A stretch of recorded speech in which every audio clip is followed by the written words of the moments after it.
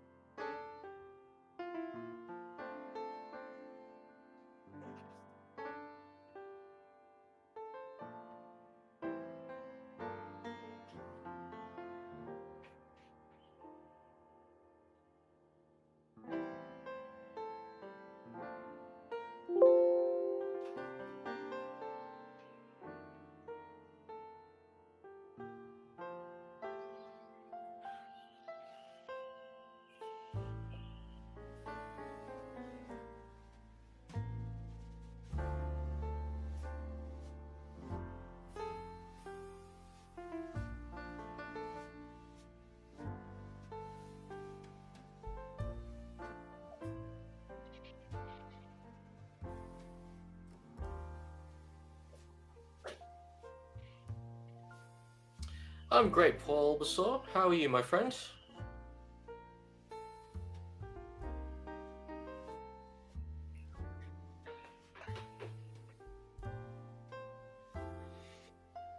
Exactly. Exactly.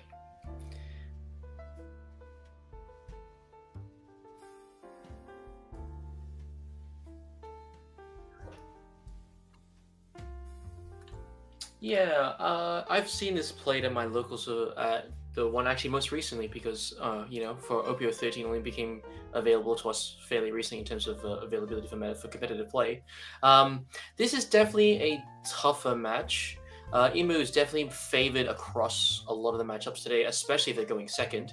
But it seems like this Emu player has seen what they needed in terms of a turn one searcher and feeding their hand with a whole bunch of 5/5 Elders cards.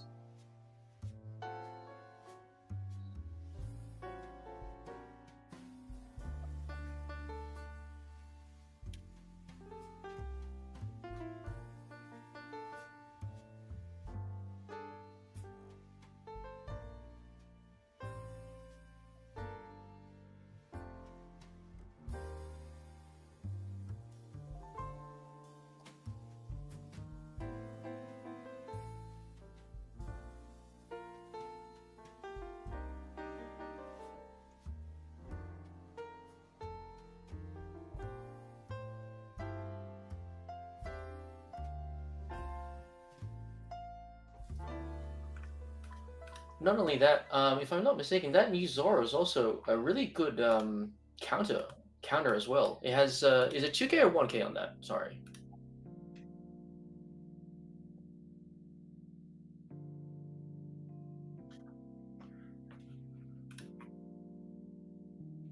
Oh, it's a 1K. Okay, so yeah, it has a lot of good things going for it, for sure, for sure.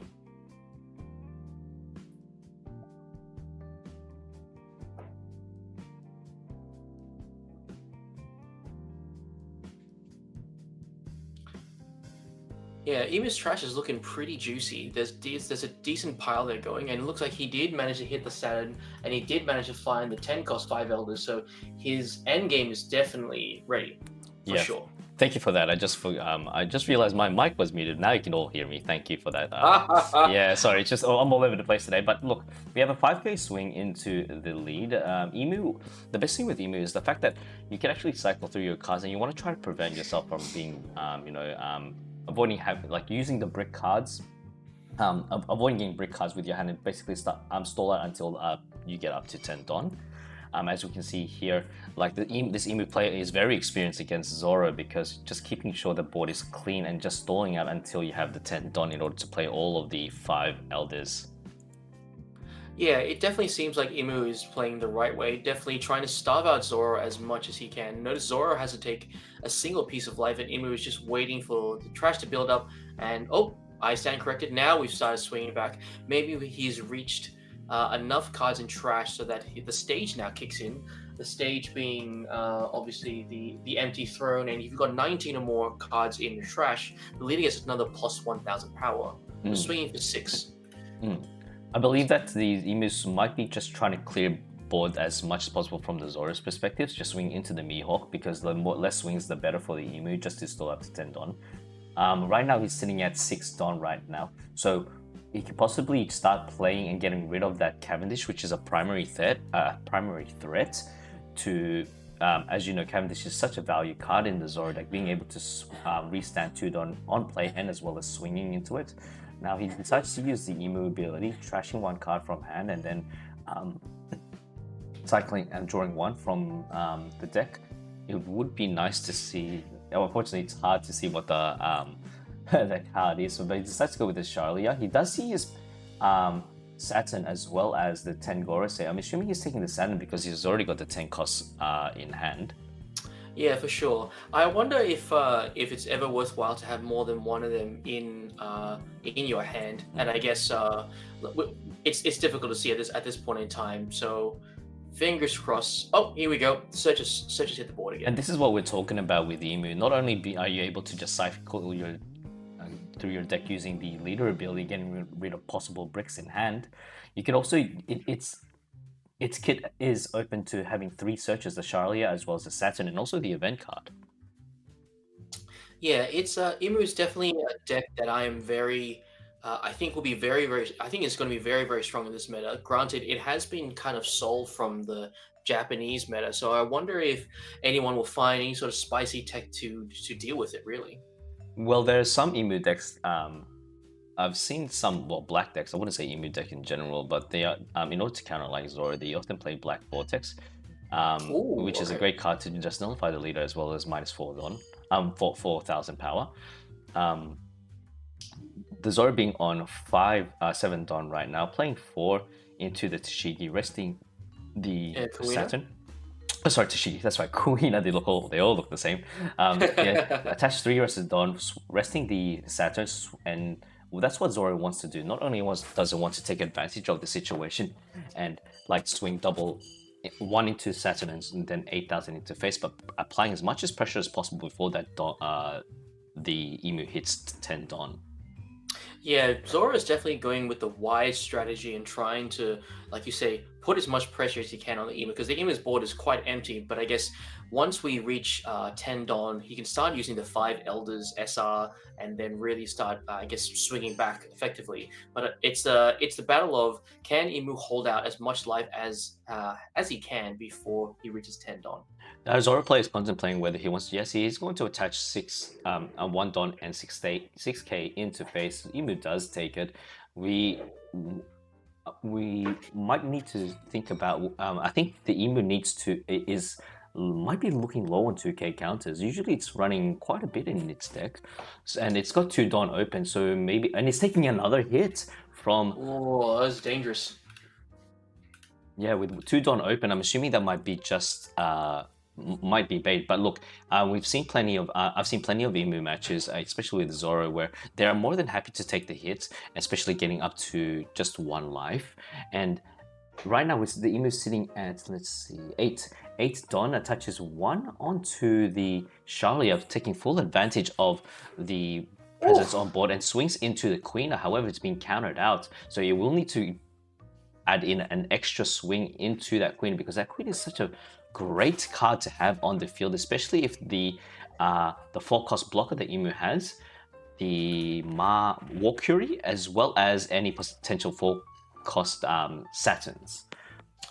I guess that's a big benefit of Kuina, right? It's the activate main, and you can rest his character, so it's like it's a repeatable ability by comparison to Shiki, which is on play. But obviously, there's a big stat difference between the two. So definitely worthwhile for the team to try and get rid of it. I'm a little bit surprised that the Zoro counted out of it, especially throwing away a Cavendish. But perhaps he's not he's probably expecting to try and take out the Emu ASAP. Decides to sink 5 into Queena. With 5 Don available, uses the stage card to. He needs to eliminate that Cavendish threat. So a possible, not Moshiro, but the 6-cost Mars. Is it Mars? Yes.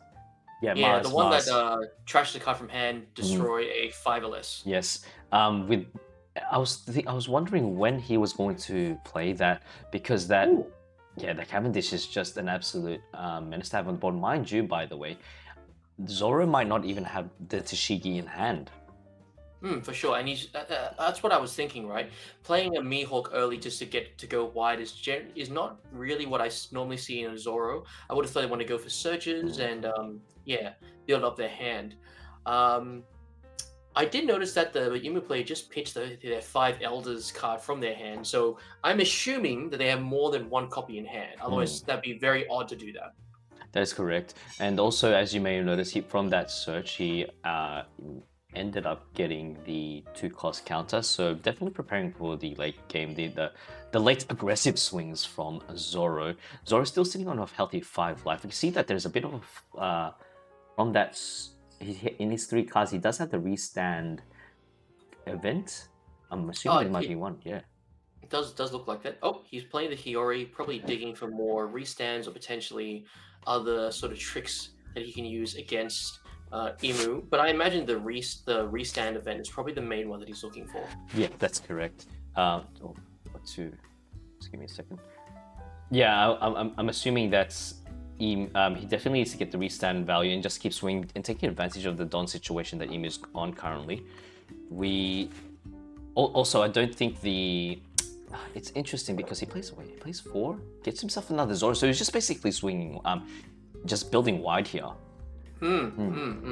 I think this could be an effective strategy. Let's be honest here. Imu hasn't put up any blockers or anything like that just yet, and Zoro is just trying to capitalize on that for the time being. Yep, Zoro's doing as much damage as possible. Just doing as much damage as possible to just take advantage of the situation. Mind you, there is still a blocker on board. If he does activate the blocker, then I'm assuming that his hand might be actually quite bricked up. He decides to play your Disappear as a counter, plus a further 2k counter going up to all the way up to 11. Now with the cheeky pokes are going to be going to occur. Goes for a 5 into lead, another 5 into lead, pitching out 1 plus 1000 counter. He's got another, and he goes for an extra plus 1000 counter with his Mars. Huge. We're definitely seeing the peak of the game. Definitely Imu is gonna start hitting back from this point onwards. Yes, this is where, despite Zoro having the life advantage, and he does use the leader ability, destroys his he KOs his own Mars and draws 1 card. This is when it will get a bit scary for Zoro. Despite you building that amount of board on field, this is where the Imu does have a couple of tools in hands. For example, that Mars on play ability, trashing out at least one of the Zoro, KOing one of the Zoros on play, and then building up not only an offensive and removal kind of approach, but also building up that board with blockers. He does have a Nosturo that is going to be available as well, minusing 2000. However, it won't be as effective due to the fact that none of the characters are rested, so won't be able to swing to any of the characters. And that's the best thing about the 4-cost Zoro. It legit forces you to just keep your board safe. Yeah, it's definitely a really offensive card. You're able to do so much with it. Yep, 100%. And we can see that the Zoro is actually, look, this is where Imu, the Imu players actually will most likely make a comeback in regards to life, because look at the Zoro's hand size. He's down to 2. I'm assuming that he's got a maximum only of 2 plus 2000 counter in hand, because as we all know, one of the cards in his hand is the restand event. Yeah, so if Imu is able to put on that additional pressure and just swing and just try and take him out as much as he can, this could be the turning point of this game. So we're swinging with a Nosturo 7k. It has rush. Obviously, he can put a minus 2k power on something, but it's obviously not much point at this moment. Imu has definitely reached 19 cards in his trash, so he's swinging for 7k at lead. So, Zoro's taking another life, so he's down to 3 life. Past his turn. Imu's board is now very scary and what I typically expect from an Imu player. Now, Cheston, a quick question. Despite being the board being built up, Imu does have 2 blockers. What are some possible cards that Zoro can use in order to get through those blockers and go for game? Definitely Demon's Dead Man's Game is the main one that I'm thinking of at this point in time. Dashiki is also another good one. The new Trafalgar Law, which is what I've seen in the Zoro decks from OP13, doesn't really help that much here unless Zoro wants to go offensive and see if he can take out the game. Oh, speaking of taking out the game, swings 9k at Imu.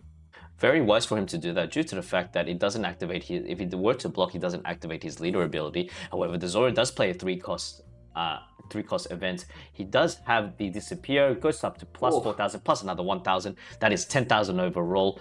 He has 2 Zoros left with 3 Dawn active. Does he have another restand ability? He does have another restand ability. So either Imu has the event cards he needs to counter out, or he will need to activate one of the blockers, thus resulting in the Zoro player using his leader ability. Yeah, the Imu player's got two cards left in his hand, so it's definitely possible. It's just I think he's contemplating whether or not he wants to use it now or save it for later on. Because as you pointed out, those swings on board, those blockers are definitely very, very useful in the next turn. Because either player is definitely going to try and close out the game in the next 1 or 2 turns. Yes, it's not looking good for our Zoro player with 3 cards in hand, but we'll have to see what he does, what he manages to get from his life. We have 1, 2, 3, 4 swings. Oi, there it 4 is. swings in 5 swings, 6 swings coming his way. Then he decides to use the blocker, draws on KO, draw 1 card, gets another 5k swing. Does he have enough? Yes, he possibly does. But he will have to either use, might be able to use the blocker. If he uses the blocker, that means that last card is a brick in hand. Oof. Okay, so this is the more or less the final turn for both players. I feel even if you look at Imu's deck size, it's getting quite low. Unless he's got another Nostro to swing as an to rush, because difficult to say if Imu can close out this game.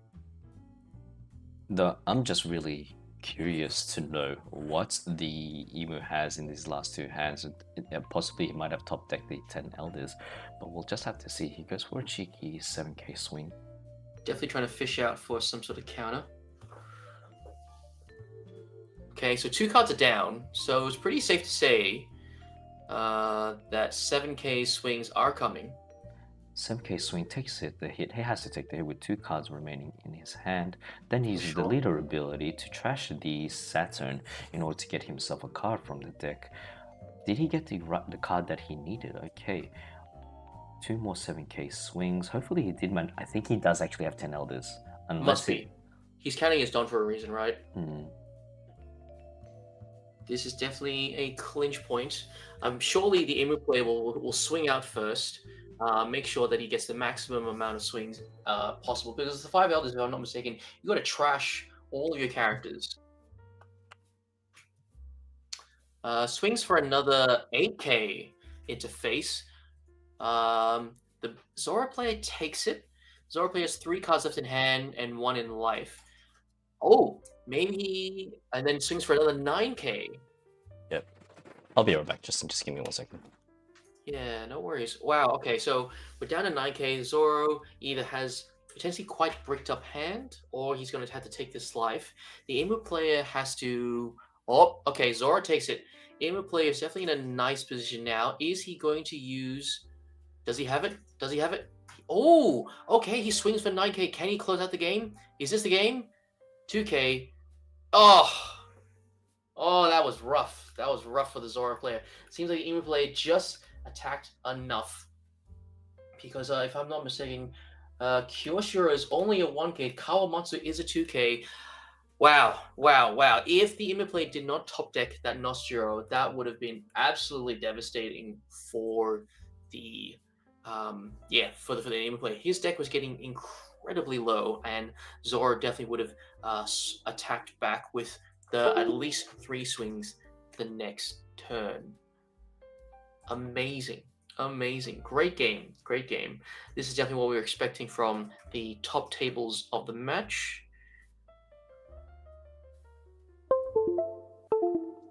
I guess we'll be taking a short break. Hopefully, it won't be too long before we see round 5.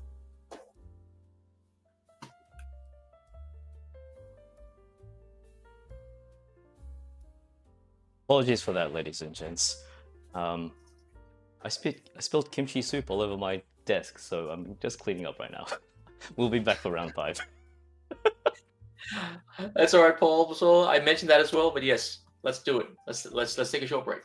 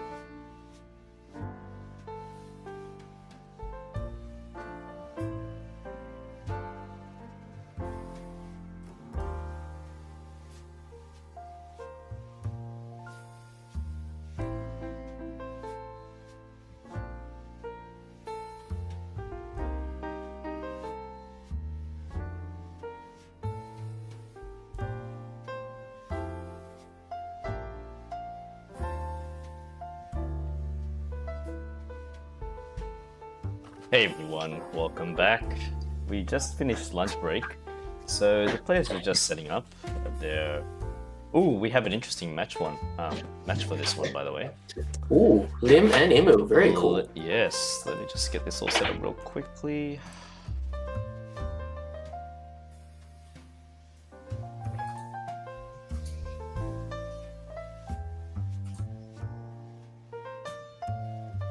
Lim and Imu, wow.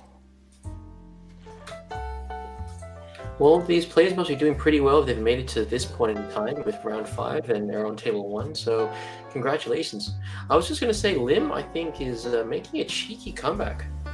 Yeah, I would have to agree due to the fact that there are a couple of limbs out there that have incorporated Magellan into their decks. And also, Magellan? Yeah, Magellan. Yes, my apologies, Magellan. Because with the 6-cost law being able to play until you can keep bouncing back the Magellan from the field back to your hand and then back to the field if you want to. So basically, it delays the Emu Don ramp to 10. So yeah. Oh, that's crazy. Yeah, it's pretty interesting stuff. I'll just go to transition over here, and we are just waiting for the players to just get their decks all sorted out. Now, wow. Another reason why Lim has made a comeback is because the amount of pressure, it's known to be the Emu Killer, the amount of pressure that it produces by just swinging wide with board and basically trying to not just stall Emu. So by the time that the board is filled, Emu would obviously be, you can actually destroy Emu with Lim before they hit 10 Don. I was gonna say I went to my locals on Tuesday. I actually posted up a video on my channel Hobby XP where it was the finals and it was Lim versus again an interesting matchup versus Black Yellow Koala, and Lim just took it out because Hell's Judgment is a card they run again. Yeah, Hell's Judgment is a great card, not only for the trigger, but also just the amount of... so it does -2,000, if I'm not mistaken, -2,000 on 2 characters, or a character or a leader. So it's actually 3,000, which is... Is it 3,000? That's crazy. That's insane. Even better. Even better. But yeah, very excited to see a Lim. This is a Lim that is actually undefeated right now. So apparently there will be a minimum of 8 rounds today. We have a couple of people that have joined this tournament because, as you all know, the first prize right now is actually the Zoro cereal, the very first Zoro cereal. So a very expensive card. Kind of beautiful. Yeah, beautiful. Also beautiful. Love it. It's the manga illustrated one, so which is really good to see. Now we're going to see whether the Emu is going first or second. Because that definitely dictates a lot of the play. Because if Emu goes second, it's a pretty hard matchup. But also Lim wants to go first. Yes. So it's a give and take sort of situation. But whose game plan is stronger? You know yeah, what I mean? whose game exactly. I was actually considering playing Lim myself because the fact that it opens up, man, I love playing janky decks. Especially with that lore and the Magellan combo just bouncing back and it's so good. I was gonna say you and I are fellow Blue Nami players, so I understand it, man. I get it. Just yesterday, actually, I played Mono Purple Luffy. Almost went, almost took it out on my locals, but lost to the Zoro in the final round. We have Lim playing a very vital card to have in this matchup. Being able to just restand itself, but also other characters if you were to play, because as we all know, Lim, when you play a character onto the field, all characters are rested. And you were mentioning before, Lim is going first and Emu is going second. So let's see what sort of levels of aggression this Lim will portray in this matchup. Hopefully they can see all the cards that they need. There's a couple of cards that they would run. It's that, remember that Mihawk, the restand Mihawk? Yeah, there's all those and also I'm just trying to think, there's a Sanji as well, the 5-cost Sanji that's been from OP13, the film Sanji. Yeah, that's a brand new one. On play, set 2, your Don is active. If your leader has the film or Straw Hat crew type, set up to one of your Don is active as well. Unfortunately, Lim doesn't hit either of those categories, but the fact that Sanji, basically you play this card for 3 Don for a 7k body, and you can cheat it out as well. Very cool. The Emu plays the Charlia, gets himself the Saturn, which ideally you want to see on the 4-Don play, and he decides to use the leader ability to get rid of a card, which is the Nosturo Rush. Yeah, I guess he doesn't need it in his hand right now anyway, right? Yep, uses the leader ability, destroys one of his Celestial Dragons off the board, gets himself another card, hopefully gets to see the cards that he needs for the 6-Don turn play. Ideally, you want to get as much searches as you want in the early Don stages. Passes it off to Lim with 3 Don available, able to use their ability now. Yeah, this is when Lim starts getting really scary because I when I was commentating that game for practice, I forget Lim also set up to it also you rest 3 Don and set up to 1 Don from your Don deck gets rested. So you ramp as well with Lim. Very scary. Yeah, it's not only you get to ramp, but you're just adding the additional presence on the board with those cheeky 5 costs. Then we see the Sabo.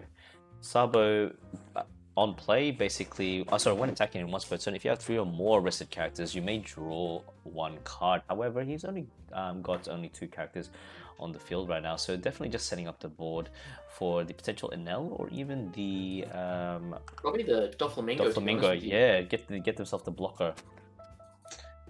Yeah, I was hoping he would see the Searcher Lim just so that it helps him to go wide. But look, Lim and Imu is still very early on in their games at the moment. They're both getting the right cards. Imu is playing another Searcher as you want, but can't help but feel that the camera quality on the Imu side is a bit it's still a little difficult to see. Yes. We can see that he does get himself a Warcury, gets himself an he'll add into hand just for the additional blocks. He needs to start building up a bit of defense on his field, unless he decides to play. No, he can't play the 6 costs on play KO, which is the Mars. Yeah, the Mars. He does have more than 7 Don available, so all of his Celestial Dragon abilities are all online. Yeah, it's crazy how fast and easy they trash cards into the bin. Yeah, I was just counting his trash just saying, yeah, you're right. More than 7 cards in the trash, so all of his abilities are online. Yeah. Contemplating what he's going to trash 1 card, and contemplating what he's going to do next with 3 Don active. I'm assuming he's going to use the leader ability to get rid of that, gets himself an extra draw power. And with 3 Don, you can't actually do much unless he's just trying to play as many searches as possible, because if he did play the Marichua stage, all of his Celestial Dragons will be -1 cost. However, he decides to play as you would the 7 Empty Throne stage instead. You only want to play the Marichua stage if it's the Mirror, because as we all know, the Emu has the ability to destroy specifically 7 cost stages. Yeah, which is very, very, very specific. And Lim takes their first life, and I just noticed the Marijo stage is in the Imu's trash, and he looks like he's played the War Cry. The Warcury, Warcury, yep. Yeah, blocking up. Yeah. Decides to use the stage ability. You can, as long as you have 4 Don available on the field, you can actually play you can play Celestial Dragons for 3, so which is really cool to have. Lim's starting to put that pressure on now, swinging for 5 at lead before they start committing more to the board. Emu looks like it's going to counter out. Yep, use a Celestial Dragon to counter out. Lim's ability is popping off, and that's such a Lim that I was just talking about. Looking at the top 5, grabbing 1 Odyssey, then placing the rest at the bottom. I wonder what he'll get. Oh, that NL, you called it. Mm-hmm. It's interesting that he doesn't. I think he doesn't have. He's trying to find the Doffy. Having the Doffy is so beneficial on board. Not only does it add as a blocker, but you can actually swing with it, and at the end of the turn, you can restand it back as a defensive defensive option as well. For sure. He's used the Lim ability to play the NL ASAP, drawing 3 cards and pitching 2 if you have 2 or more rested cards on the board, which he definitely does. I wonder. Well, now we have the Sabo, who should be online because you got 3 more rested characters when he swings, so that's good. Pitching away what looks like to be a Lim Searcher, and I can't quite tell what the other card is. Sabo's ability pops off. Draws a card. And he counters out with the Shirahoshi. A lot of the Emu players have been playing Shirahoshi in their decks due to the fact that it's able to not only forces your opponent to trash one card, which is great to have, but also due to the fact that you're resting it, you can also make it as a possible pseudo blocker as well if you want to, just making it one less swing to worry about, because it does provide so much value once it's on the board. For sure. It's also a 2K counter, which I thought it just has a lot of good abilities at the moment. I am curious what version of the deck list these Emu players are playing today. I've seen a lot of variations where they've gone from, the PRBO2 Sabo, PRBO2 Sabo, or they're running the Shirahoshi, or a mix of both. Then definitely got to run the Stussy because Ace is now such a threat. So yeah, I feel like the decks have the core is definitely there. Obviously, the 5 elders and whatnot. But yeah, it's definitely the tech pieces that make the deck a bit of spicy. Oh, he's contemplating. He's on 6 Don. He won't be able to do the combo where he can play a character raw on the field and then use the empty throne as an option, as an ability to put up another character on the field. Decides to attach 2 Don onto his Emu. Maybe it might be swinging 7, but yeah, decides to swing 7, and you want to try to eliminate as much as the board presence as possible. So maybe you might be swinging 7 into Enel, because that limb is looking quite healthy with his hand size. Yeah. I was just counting his trash, and it looks like he hasn't quite reached 19 yet, the Emu player, to make it plus 1k, to make the Emu a 6k base. So yeah, definitely trying to stop the aggression, as you mentioned, against him. Now he's still contemplating. Okay, so he's committing to 7k. The question is where though. The Lim player's thinking about it. Gets himself a 2k counter using what's his name again? Which one? Sorry. The 2k counter, the Frankenstein guy.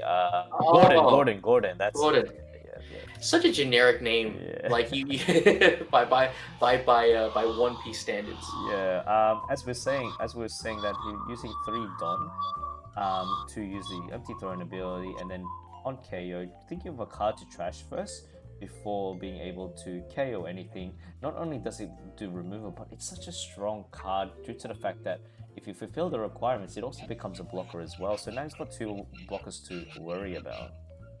Definitely incredibly scary. And Lim, unless they play the 9 Kosora, which my friend on Tuesday played, that most of the cards hit within that range of 5 cost or less. See, I'm just trying to think whether there's any cards in the Odyssey package that are able to rest characters of 4. I can only think of the White Edward Newgate. If you have 2 rested characters, you're able to rest one of your opponent's 5 or less.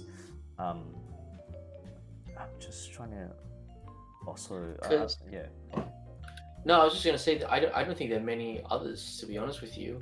The only other card that I've seen that's new as part of this Odyssey package is actually the 10 cost Shanks. Oh yes.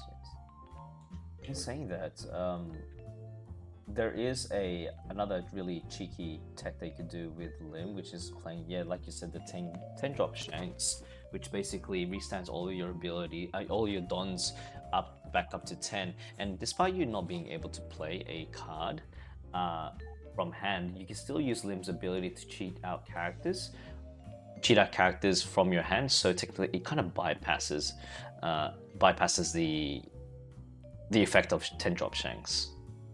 Yeah, for sure. Looks like Lim's played another NL, so he's clearly digging for something. And I think you might be right. Maybe he is starved for those blocker Doffies at the moment, because they're just both a swinger as well as a blocker. It just does so many things at the same time.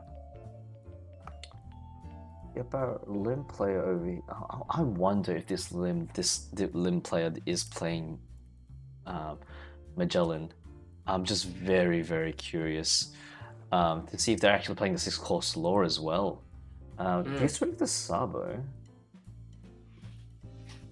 Wait, is it? Yeah, he gets rid of the Sabo. What is it? Yeah, I'm just trying to think of that as well. Because he wants to keep that one limb available to able to restand at the end of the turn.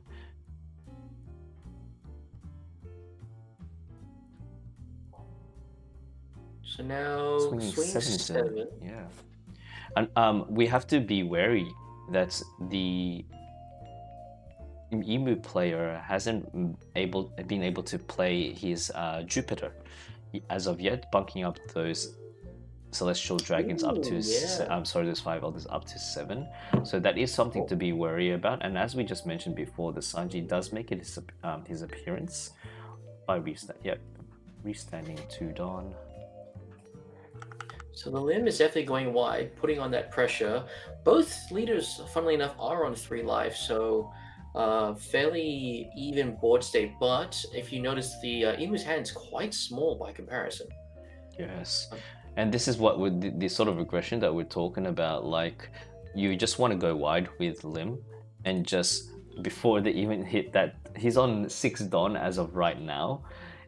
And it's not looking real. And there's a Jupiter that we just saw from the Emu. So I'm assuming the Emu player. So I'm assuming that they were just prioritizing defense first. This is where Lim actually shines. Where build up, like I said, swing wide with board and just prevent the Emu from getting that ultimate. The ultimate summoning.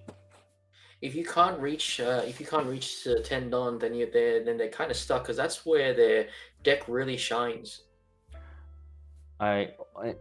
Also, since he has 1 card in hand, I'm assuming that he might have the 10 drop in hand, but I don't think it's going to make an appearance anytime soon. He has to worry about the Sanji, 2 Enels, 1 the Lim on board, as well as his additional leader. So there's 5k swings. Actually, it might not even be 5k swings. It might be a potential 6 or 7, depending if he has the Mihawk. Yeah, that Mihawk is definitely a bit of a game changer, because you can cheat it in with the limb ability, and it still restands a 5 or less, which makes your opponent sort of worry. It reminds me of the Green Zoro with their restand event, right? Whenever you verse a Zoro with 3 untapped Dawn, you just does he have the restand event, or what does he have? It's dedicating a lot of Dawn on, so leaving 3 Dawn open. I'm assuming that he might be playing another Elder, possibly another Mars, to get rid of board control as well as an additional blocker. He swings straight into the NL. 10k goes down. Yeah. It's fair enough. That's too much card investment for Lim. Ooh, the blocker. Yep. Gets himself a walk here, which is really good to see. Not only does it, like on KO, not only does it act as a blocker, but also gives you an additional draw card. Draw card from deck. And look, now this is where it gets a bit interesting. Despite both players being on 3 life, I really want to see. Oh, he's got 10 Dawn. I'm assuming. Would it be brave to say that he has the 10 drops? Shanks? Maybe. But I have noticed this Lim has tend to swing with the characters first, and then play their characters later on before anything else. Obviously, just to see if they have any hand tricks or anything like that. So, okay, another 5k. Really trying to wheedle out the cards from the Emu player's hands, and his blocker has gone down already. Oh, you called it! There it is! Yeah. Holy shoot! Wow, those are some big swings coming from Enel and Sanji. Oh, he's trying to close it out now. What? He is, yeah. So I'm assuming that this is if he has the Mihawk in, so swinging as much as possible with even with the 1 cost Lim.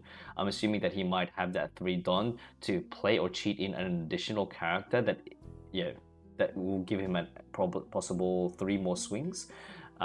Really trying to drain Emu out of their resources. Swinging 7 into lead. Blocker. Okay, the blockers are going down. There's not much left here, and he still has the Lim still has 3 Dawn left to play with. Block.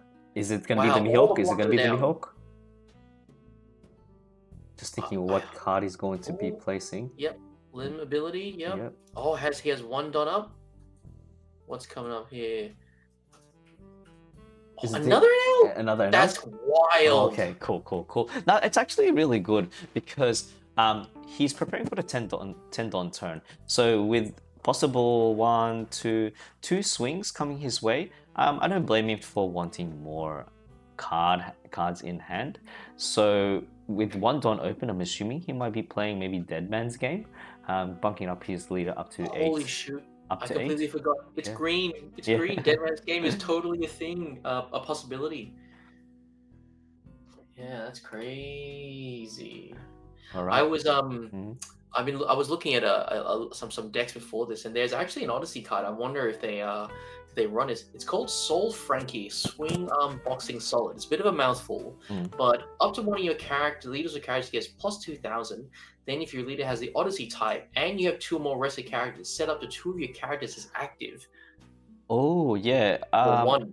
And also its trigger's really cool as well. You may be able to rest up one of your opponent's characters of 4 costs or less. So that's really, that's actually not bad.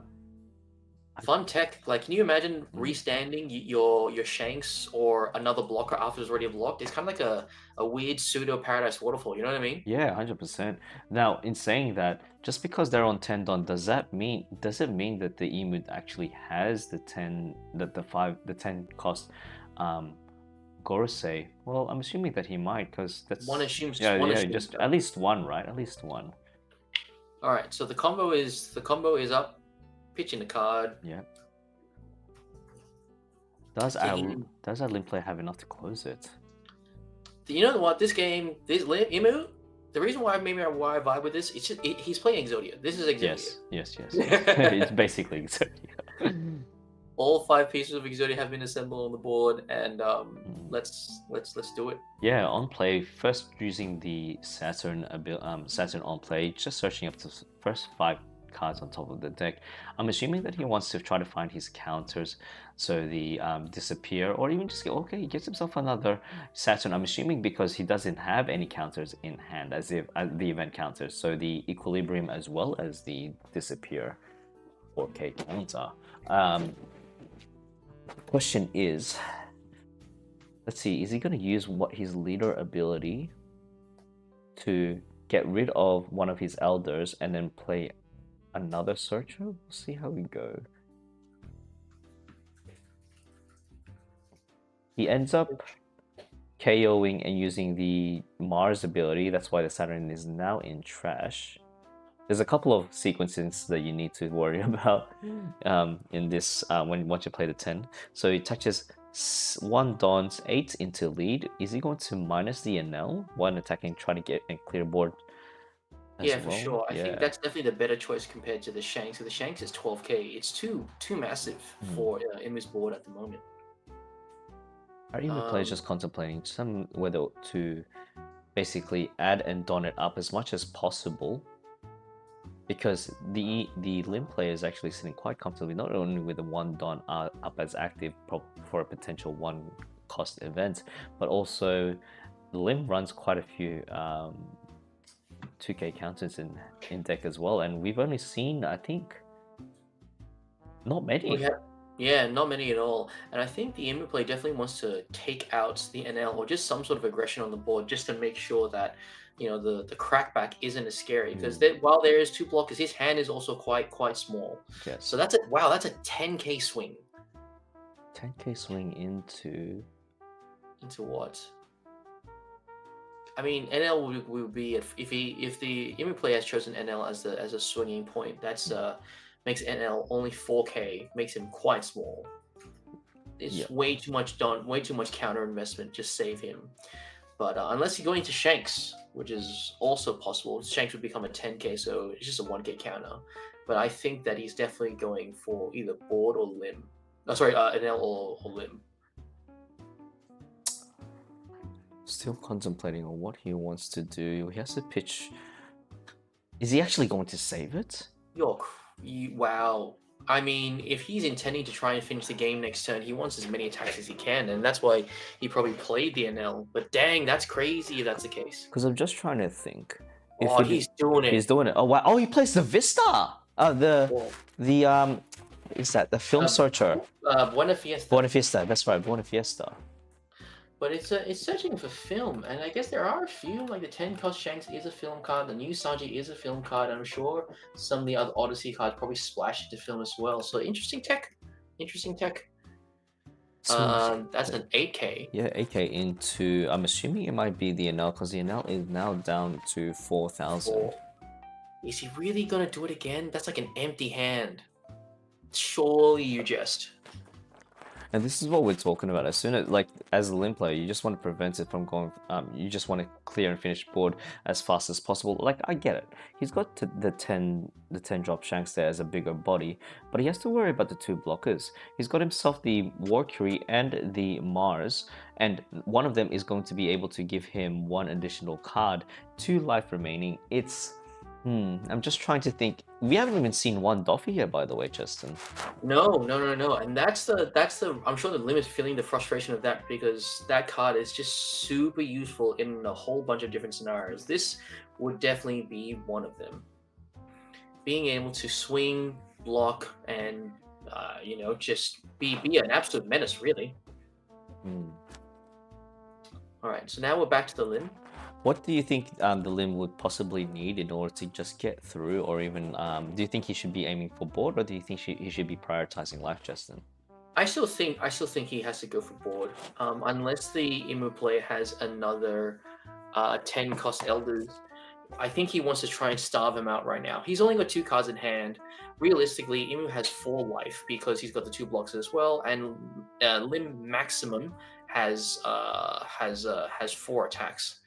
I don't think there are any cards, minus the Mihawk, where you can untap something where there's like a rush sort of mechanic. So I feel like Lim will want to try and take a Noshiro first because he's only a 5K at the moment because Jupiter's ability only works on the opponent's turn. Yeah, and I'm just. You mentioned it before, but the crackback is going to be quite scary when it goes up to the Emu's turn, because we're looking at like 1, 2, 3, 4, 5, 7K swings into his face, and Lim is actually looking quite dry with the amount of cards in his hand. You can only do so much with 2 cards, and he has 3 left. I'm pretty sure the Emu might have it this turn, next turn. Yeah, so if Lim needs to, Lim might have to go for game. Which is looking kind of grim because he needs at least 1 more attack. Otherwise, the Im was sitting very safe at the moment. So it looks like Lim has potentially asked the Imu player just to say, "Hey, what's in your trash?" The Imu does also have 1 Dawn up, so it could be that cheeky event plus 4K. Yeah, the disappear. Never, sorry, not disappeared. Never existed. My apologies. Never existed. Yeah. I wonder. I mean, that's a really good card for at this moment right now. But yeah, I don't know what Lim can do. Like I mean, unless he can somehow guarantee the Nostro getting taken out, this is a tough choice for Lim. Tough choice indeed. I don't know. Would you go for game? Look, I would honestly. There's only 1 possible target on the field, which is the Nostro. I would honestly try to go for game because at least it will pitch out the amount of hand resource the Emu has, which is only 2. But I doubt that. Oh, damn it. Let's just say he does have a 10 drop available in hand. He's only got approximately what Emu's ability is It's plus 6,000 only there during their plus 1,000 during their turn. Is that correct? Yes, that's right. Yeah, so yeah, he's definitely trying to at least clear board. The question is, does he have any restand cards in his hand in order to get more additional swings? As we can see here, he has used Dead Man's Game to rest 2 of the blockers. That's pretty good. That's pretty spicy. That definitely deals with the issue that we were talking about just then. And yeah, green and purple seems to be a very spicy combination here. Oh, yeah, 100%. Couldn't agree more. Now, looking at it from a mathematical point of view, he's got 6 Dawn remaining. He has a plus 6,000. He possibly could go for a 7K swing first, just to see out what sort of cards he has in hand. I'm assuming that maybe we want to try to bait out the try to bait out the 9 cost, the never existed 4K event. counter. So we're Yeah. going 7k swing into face first. I mean, that's sensible. That means either he has a 2K and a 1K in hand, or Mhm. he's gonna, just take the life. Yeah. So what is he? Okay, so okay, takes the life. All right. Yeah. He doesn't. Still It seems like has- there's no trigger. So let's see. He's gonna go for an additional. If he sets 3 Don aside, then he could possibly. It just shows that he doesn't have the Mihawk in hand. So yeah, 1, 2, so 4, 6, 5, Dead 10, Man's 10, 10, Game- 10 into 12. 10, 12, and then that limb searches a 5. Is that correct? Yes, Yeah. yes. Oh, what a 5K swing! Yep, there we go. He's got 1 card in hand. I think this is. It's the next card has to be, yeah, he takes it, so he can go 9, 12. So the last 2 cards have to be 2Ks. 12? Yeah, 12 into lead, and that's GG. Whoo! Wow. Lim takes it out. Yeah, the Dead Man's Game really came in clutch, especially with the the 2 blockers. Unfortunately, it wasn't able to see the 2K counters as he needed, because if he used the never existed, goes up to 9. Then he plays 2K, so 11, then 13. Yeah, unfortunate. Very That's unfortunate. Crazy. And this is what we were talking about before. Like, Lim is just the amount of aggression. As soon as you start stacking up board, swinging wide, and you're adding that constant pressure not only towards the Emu player's life, but also just like, forcing them to pitch out as many cards from hand as possible, and you really want to do that. You really want to drain Emu of their resources. Yeah, for sure. And this just goes to show that. Oh, he's doing a pack opening. He's doing a pack opening. Yeah. He's doing a pack opening. Let's go. Let's go.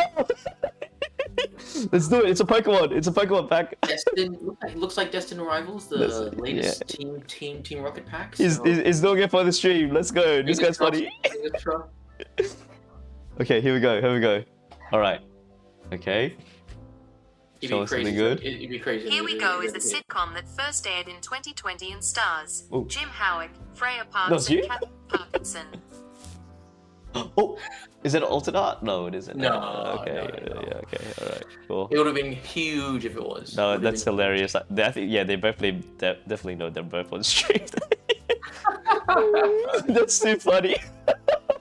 Well, anyway, GG's everyone. We will be back shortly. Just gonna go to the quick intermission break. Let's see how much we have left in the round. Give me a second. We have 7 minutes left in the round. We will be back in 7 minutes for round 6. Thank you very much. See you.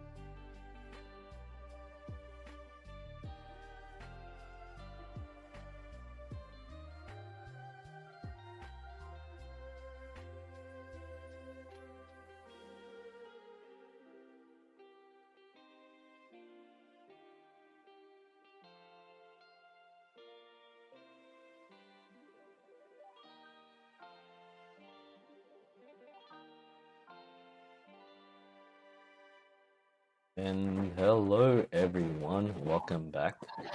from our quick intermission, it seems that we're just around 6 pairings are up right now. We're just waiting for the players to just attend their tables.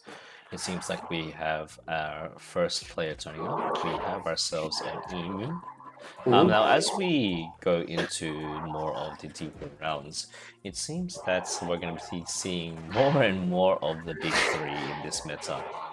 Emu, Ace, and Zoro. It would be it would be nice to see something that is not in the big three. What do you think is, apart from the big three, what sort of decks would you like to see, Cheston? Just so we're clear, I still think the big three is Ace and Imu and probably Zoro. But I think if that Lim player that we saw just then keeps going on, I think that'd be really cool if they can keep pushing forward. Lim is definitely a good choice. And I think just aggro decks as a whole could be really solid as well. Yes. Oh, we have our matchup. We have Emu versus Ace. So we were just mentioning it before. This actually depends on dice roll. Because as we all know, on curve, if the Emu decides to go second, obviously they'll reach up to their 10th on first. However, Ace managed to go, if they go second, they'll be able to go up to 8 to their 8th on turn play and play the 8 cost event, which enables them to play either the tax bid, the block bid, or the regular white beard, the red 9 drop from OPO2. Yeah, the Ace got some really cool tricks from OP13. That 8 cost event that allows it to cheat out a Whitebeard Pirates, an A1UK from your hand really helps accelerate when that block beat comes out. Yep. Just bear with me, everyone, while I just flip some of these. There we go. I think that should be okay. Let's just transition over here. There we go. That's much more better, right?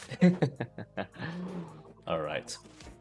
So, let's see who is gonna go first in this matchup. Now, with Ace, the amount of aggression that it has on its board, like it will like not only will it be able to build up board in the mid, like turn 4th on turn play if they were to go second. They have like some card text such as Atmos, which is a 4-drop. When you play it onto the field, you reveal 2 Whitebeard cards from your hand and you can bounce back a 4 cost or less, but that is only applicable if the Emu hasn't hit 7 cards in trash yet.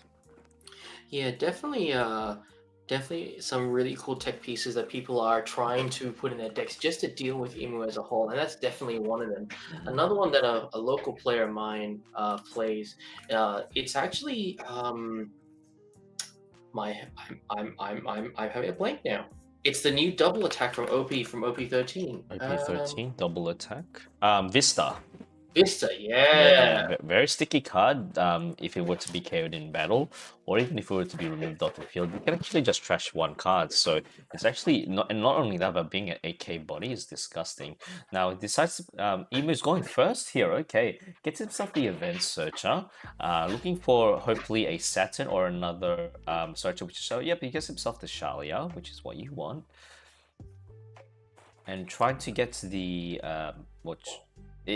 due to the fact that it's going first, it is going to affect the use of its empty throne as well, because as you all know, the minimum requirement to bring out a 5-cost Elder in this deck is 4. So he has to, that is 1 delay, 1 turn off. Now Ace playing himself the Ezo, not only is it an applicable searcher, but also it enables you to just trash the card during its opponent's turn, and able to siphon through your deck and trying to find the pieces that you need.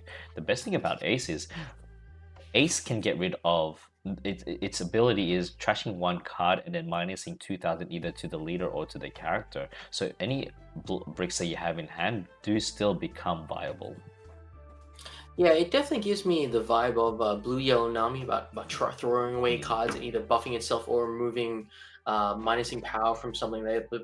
But the fact that it has, when you take damage or a character with original power of 6,000 or more is KO, draw a card, it just adds card advantage. It just does a lot of the things that you wanted to. And speaking of really cards that you wanted to do a lot of things, that Marco, oh my goodness. Oh yes, it's definitely a godsend, especially for blue cards as a whole. Not only is it not leader locked, but its on KO ability adds it becomes a blocker and also gives you an additional 2 cards in hand.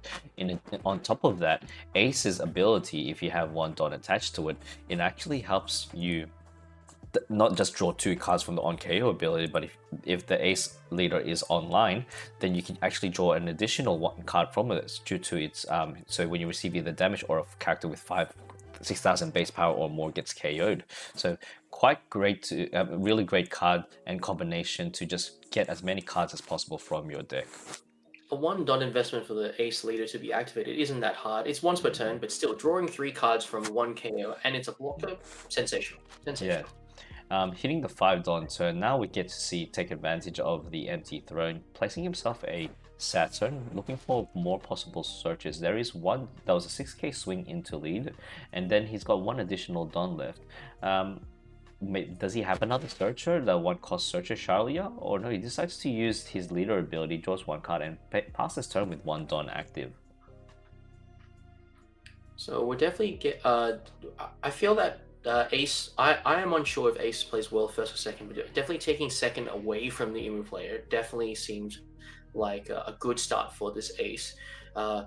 We really need to see what kind of cards Ace sees now, because from my understanding, you really need to see a certain sequence of cards to make full effect of him as a whole. Yeah, couldn't agree with you more. So, like, there are some cards that the Ace can play during its 4 Don turn. However, most of it is just going to be like either removal or rush. A great card to play on this turn is definitely the Blue Plus Yamato. And speaking of which, speak of the devil and it shall appear, there's a Yamato. Not only is it great for the curve, since it's a 5 cost character, but attaching that extra Don and giving yourself the full effect of the marker blocker as well as your leader, it's just, yeah, like just draw as many cards as possible and stock up as many counters for the 10 Don turn play from the Emu. Yeah, the Ace is definitely seeing the plays that he needs, and it's now we're swinging 6 with Saturn to Ace. Ace is a 6k base leader, so this is a fairly easy counter to get out of. Now, we're going 6 again. Looks like Emu was trying to burn stuff out of Ace's hand. Yeah, one of the cards that is going to be very beneficial for this matchup is the Jupiter. So if using the 1 cost searcher, he gets himself the 10 drop. I'm assuming he does have one already in hand. Getting himself that is it Jupiter or is it Mars? I forgot which one it was. It was Jupiter. Enabling your characters going 5,000 into 7,000. That buff is just going to slightly just get it over to, so it enables all the 4 costs, so even all the other 5 elders to just swing into this, pitching at least a minimum of 1 card in 1 card in hand, or possibly 2 cards in hand if he doesn't have any 2k counters. We can see that he plays the Mars and gets rid of that Yamato, one less body to worry about, and really trying to control the board as much as possible in order to survive that 10 Don play. And speaking of which, there it is, the 8 cost event. I am Whitebeard gets himself a plus 2,000 buff from that 9 drop and goes up 8,000 into lead. That plus 2,000 is not just going to be temporary throughout the whole entire turn, but until it goes back to the Ace's turn. So it's great card as an offense, but also a defensive, defensive. Oh no, I just lost my words. Yeah, a defensive approach. Yeah, I just realized the I am Whitebeard card. It's there's a secondary thing where you may add 1 card from the top and bottom of your life to your hand, and if you do, your leader gets plus 2k for the turn. Yeah. I didn't know that was a May ability. I thought that was mandatory. Oh so no, yeah, definitely, yeah. Yes. Speaking of which, we were just talking about Jupiter, and then Jupiter is now on the field, so all the characters have +1. Plus 2,000, so going up to that 7,000 swing is going to be so great for the Emu player. He does have 6 cards left. Is it 6? No. 1, 2, 3. So he's on 3. Yeah, 6. Six Don left remaining. The question is, what is he going to play? Will he have the Nosturo, the rush card in hand to swing for an additional yeah, just an additional swing into face. But we'll guess we'll have to wait and see. Yeah, Emu is definitely in not too bad of a position. He's got some board presence, decent amount of cards in hand, and but the ace is also fairly strong as well. Like that 10k is that Whitebeard and Newgate 10k or 12k? It is a 10k, yes. Yeah, it's that's not going to be very easily removable by the Emu. Emu is maximum about a 7, and then a minus 2k from the Nosturo. So I don't know how the Emu is going to deal with that card. Yeah. Just give me a second. So It seems like the judge has been called. I'm just waiting on what is going on right now. interesting. Just trying to figure out, what's happening Yeah. here. And speaking of which, man, I really need to invest in a Steam Deck. I keep forgetting to change the life here. So my apologies, everyone that's watching on stream. Ooh, it seems like the Emu started off with 5 life, not 4. Oh, that's a big problem. Yeah, so just gonna wait on the head judge's decision on this.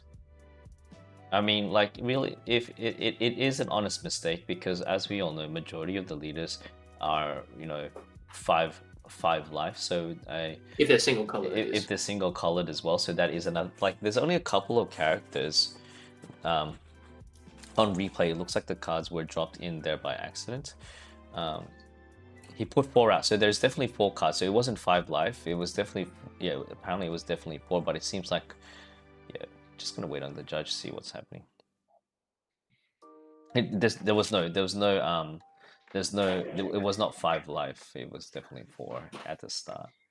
Yeah, it definitely doesn't help that the Emu player has laid their life like it is. It's hard to kind of tell between the two. The greens kind of just blur all together. Yeah, yes, and also at the same time, like, there's so many limitations to online events. So you know.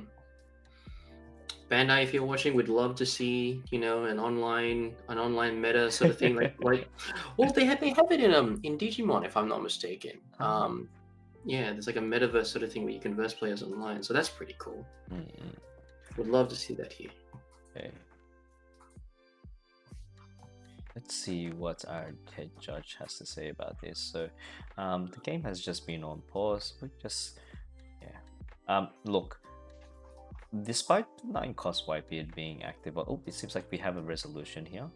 So it seems like 1 card has been put from life back into hand. Oh, into hand. Interesting. Yeah, I think he just accidentally.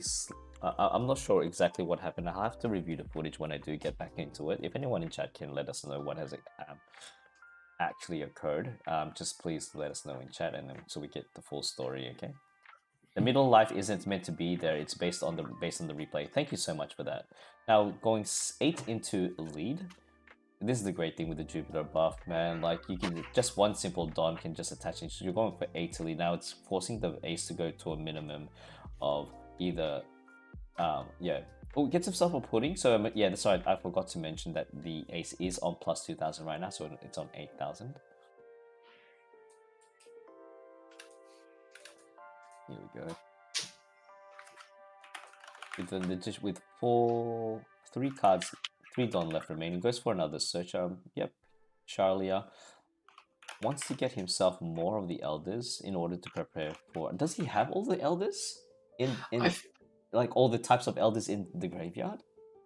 I feel like there's never, I in my experience, I've never seen many situations where an Emu player that doesn't achieve that outcome. But who knows? These players are clearly being quite fast. They clearly know what they're doing. It's a little bit hard to keep track of everything. Yes.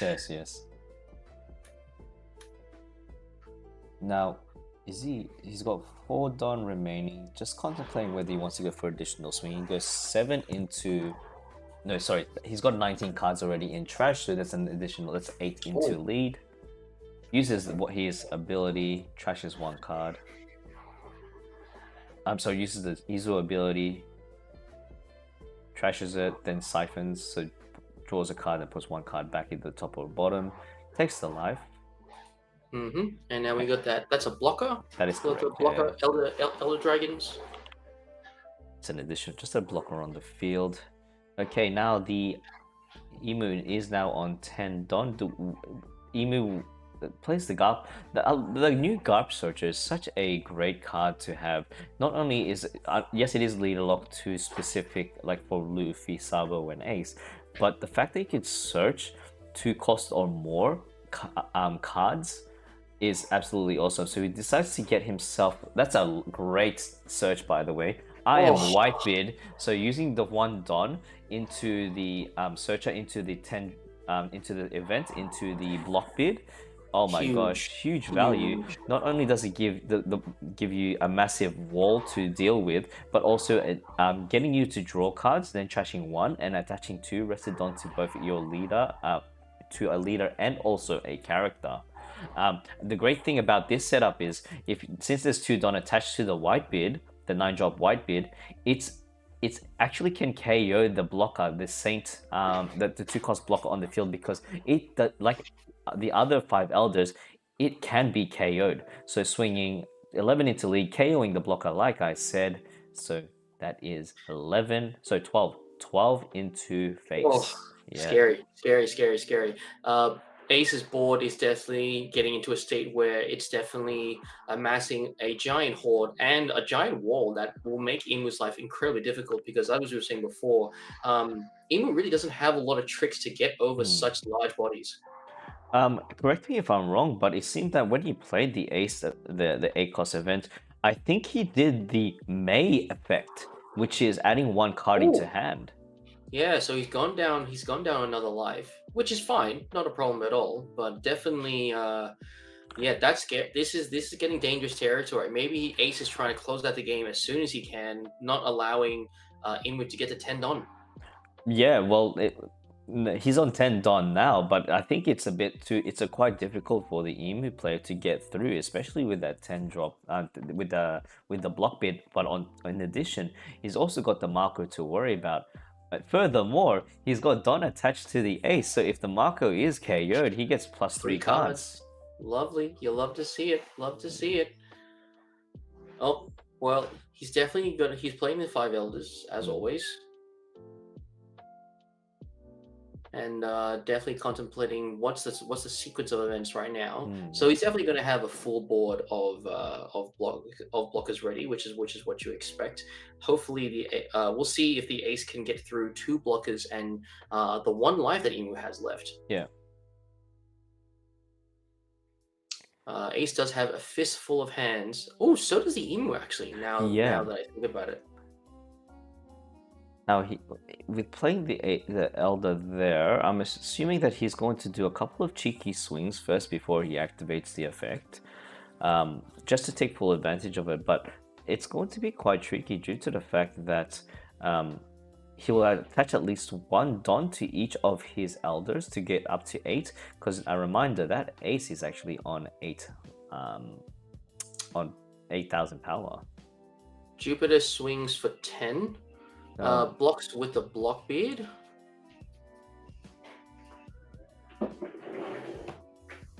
Okay, now he's using the 5 Elders ability and just grabbing out the other pieces that he needs.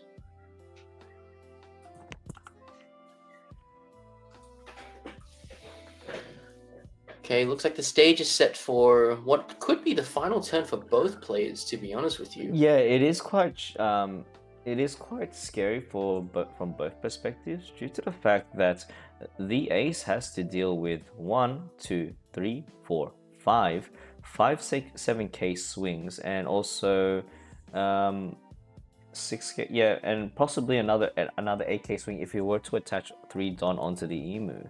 So and Ace decides to block with the market, drawing 2 cards and drawing an additional card from the leader effect. Let's see if I can see that there's a Roger there, by the way, Cheston. Oh, spicy. Because let's see if he manages to. How much cards is the Emu is sitting on right now? If the Ace manages to get rid of at least the 2 of the blockers, and then charges in with or even just 1 of the blockers, and charges in with a 13k swing, But he Very decides scary. not to do that. So he just builds up board Oh, for an additional block period into hand. So going for a cheek. So there's gonna be a a one, safety two. play. Yeah. So 8, and then 12. So first 8 into lead. Really trying to clear out the blockers as many as possible. Then we go up to 9. Emu counters out fairly easily with what looks like to be a 2K and a 1K. Edward Newgate swing. Oh, he passes turn? Yeah, Really? I would. I look. If you think about it, the reason why he wants to pass turn is because if he were to swing with the Edward Newgate, he would definitely put it block with the War Curie in order to get an additional card. And I think he's just being very wary of, like, I don't want to give you any more cards. I think I'm just gonna stall out. I'm gonna not swing. I've got 2 big blockers if you were to go on the offense, and I'll just wait my turn until and try to build up board as much as I can so I can finish you off with that juicy 13k swing from Roger. Yeah. In just basically just wanted to crack back with one big return swing. So we've attacked with Nosturo, counted out, swinging with Mars now. Jupiter is now swinging as well. Is Ace going to counter it out? Like you said, he has. Whoa! Yep, uses the Ace ability as well as the, -2K. yep. Blocking with another block beard. Yeah, this wall is too hard for the Emu to get through. Oh, is this a bait? I think he has to be very careful in the next because he's activate. There we go. There's the 10 elders. We're just gonna see what he can get from his searches.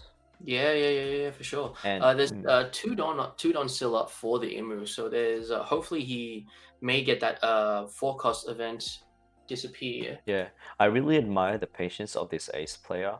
Like, often, obviously, you know, he, like, it was very wise for him not to game, but you know what? I've got these cards in my hand. I'm just going to just build up wall. I want you to swing at me, and then I'm gonna return the favor with the crackback. Yeah, Emu just picked up the 4K counter, so he's definitely in a very nice defensive position. I don't know what Ace can do here to try and close this out. There are 4 very, very, very, very big swings, and let's see if this is enough. Let's see, if he swings 12, 12, so he gets rid of the 2 blockers. I think he's really trying to bait out the Emu not to use any blockers until he's a guaranteed. And there's the Roger. There you go, Ace's dad, father and son, both on the field. 10k into lead, uses himself a never existed and a plus 2000 counter. Here we go for another 12k swing, and it's a GG there. Ace takes it. Congratulations, Ace. But wow. Yeah. Very, very scary. Ace is definitely showing that Emu. I was going to say, we're seeing today that Emu is not necessarily invincible. Very, very difficult to. They're very, very difficult to deal with. Emu did get put on the on first, so the curve, like you said early on at the start of this match, has been put off. So, yeah. Oh, well, we have no pack openings from anyone. If you guys are planning to be on stream, do a little cheeky pack opening, keep the people in chat entertained. Just answering a few questions. The Lim did win the game last game. Yes, hoping to see that if they survived on being undefeated in the next couple of rounds, because we do like to see a cheeky Lim in the top 16. Let's see, how many more minutes do we have until this game finishes? We have 15 minutes left. So what we'll do is, just a reminder, everyone, please make sure you stay hydrated. And also go for a walk. We have 15 minutes to, excuse me, we have 15 minutes to kind of kill. And yeah, the deck lists will be available tonight. Well, I'll try to get them done tonight. While we have everyone here, I do want to say that after this stream at 6 o'clock, we will be going live again because I will be commentating another Japanese stream. I'm pretty sure we will have a new leader reveal, with OP14 completely being, they did the pack openings recently. we might get a potential new leader reveal for EBO4. Very exciting. Yeah, Very EBO4. Well, other than that, we will be back shortly for round. What round are we? Round 7 already, Cheston. Yeah. Yeah. Time's gone by when you're having fun. Yeah, fantastic. We will be back shortly. See you then, guys.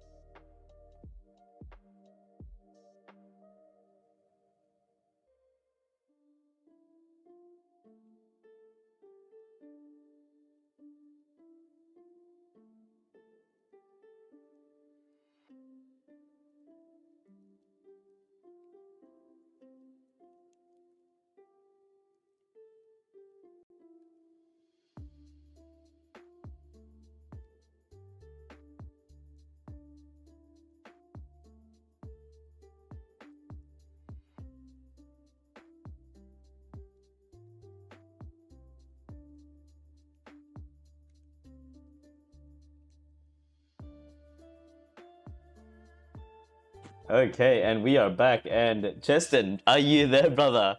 Because we have something that I actually am wanting to see. Yeah, mate. It's a Zoro mirror It's and a- serious. Serious, bro. Yeah, he's back at it again. Table 1. Far out.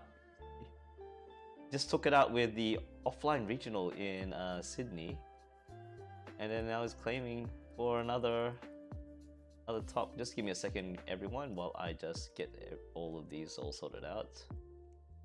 Oh my gosh, are they already starting? Hopefully not. Yeah, wow. They looks like they already decided to roll off, figuring out who's gonna have to keep their opening hands or not. Yeah. I'm just gonna transition this real quickly. I'll fix up everything. Just give me a second, everyone. Let's see.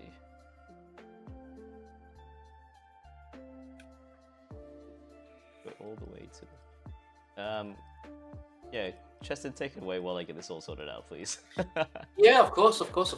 Look, the players are still setting up the game. I can't quite tell who's decided to go first or second. Looks like looks like they're trying to figure out the whole some camera sort of setup. Looks like Sirius is going first.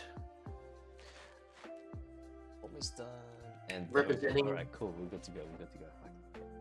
Representing his classic sleeves that we saw from the offline regionals. I wonder how much his deck has really changed since then. Well, I was looking at OP13, OP13 decks with Zoro.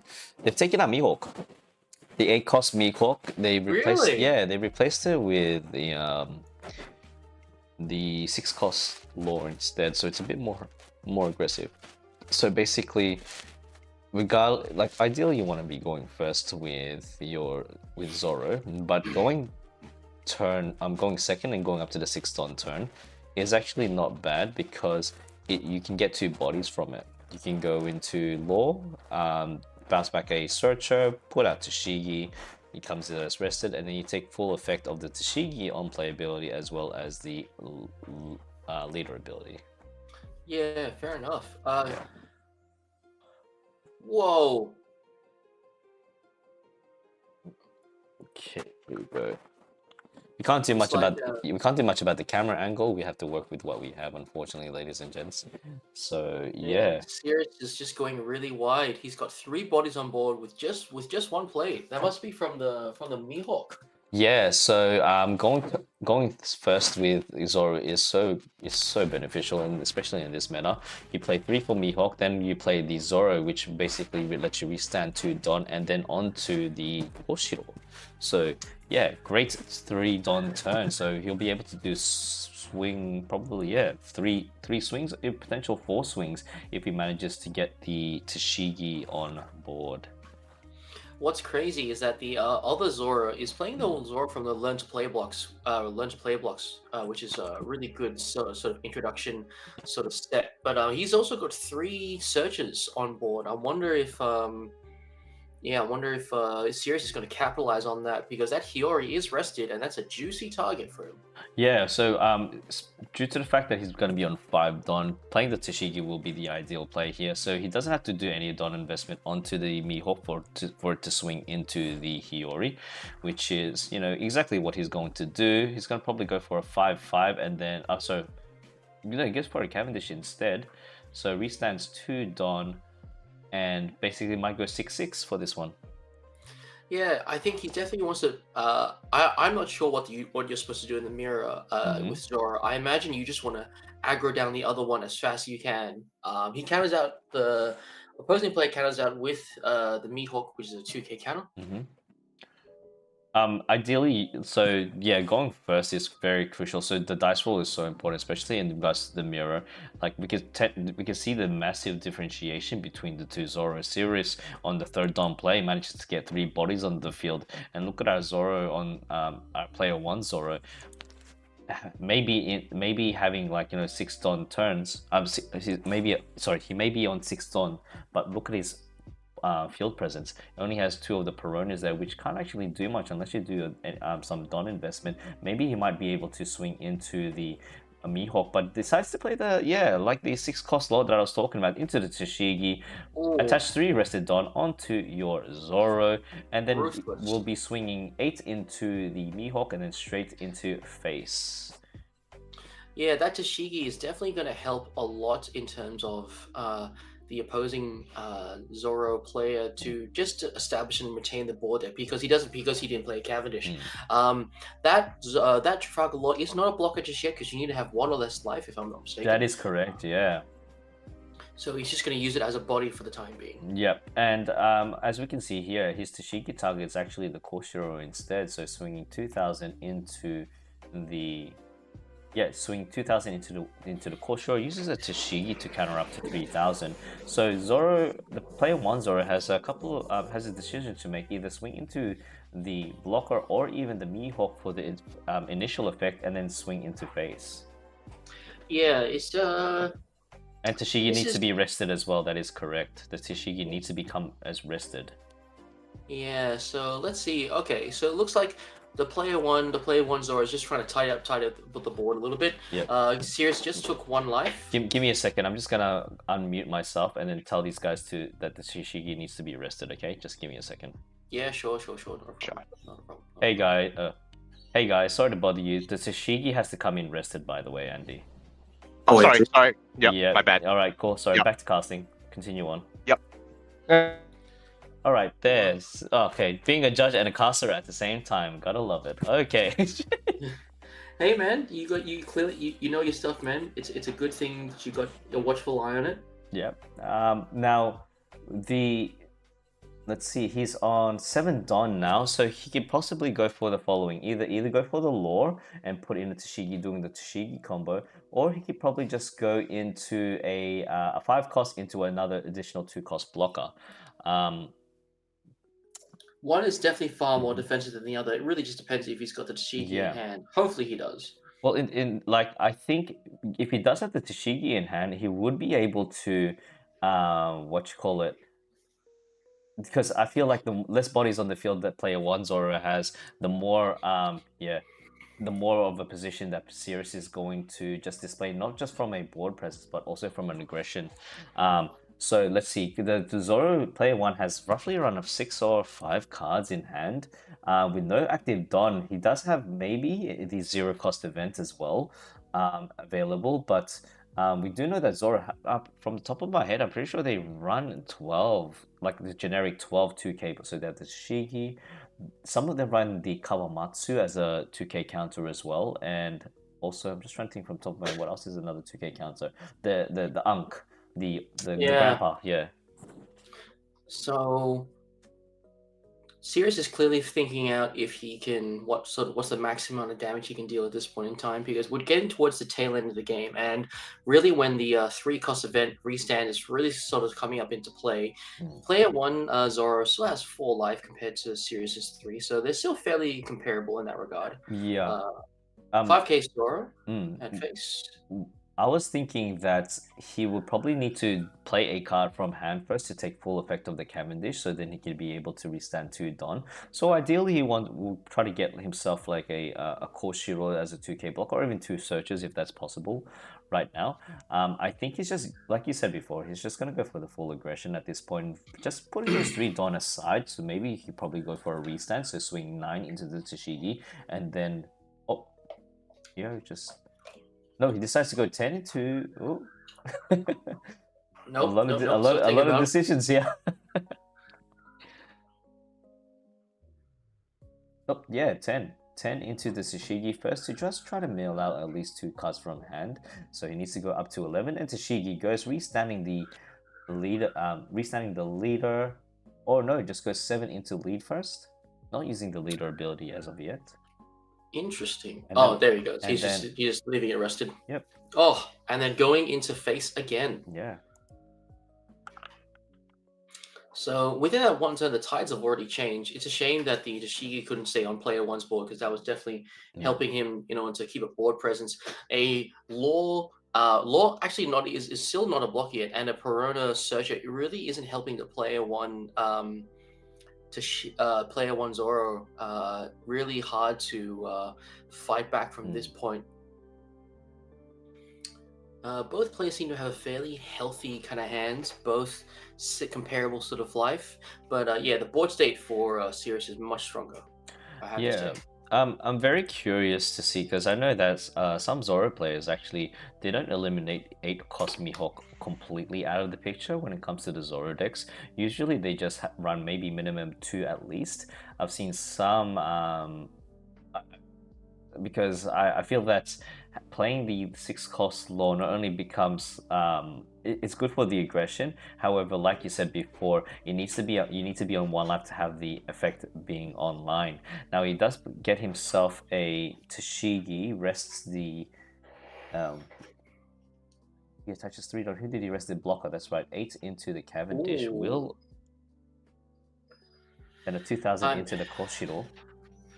I mean, it just helps to get rid of a pesky blocker if you don't have a dead man's game and just want to get rid of stuff on the board so that he has an easier time swinging. And the Kyosho does go down. That's fine. The Kuina is definitely going to be a pivotal card. Looks like he's resting it to use its ability. Oh, he's already used the ability because yeah, so he just forgot to unrest it. Definitely have to, yeah. Sometimes we tend to forget that you know, despite us playing the game for so long, reading the card explains the card.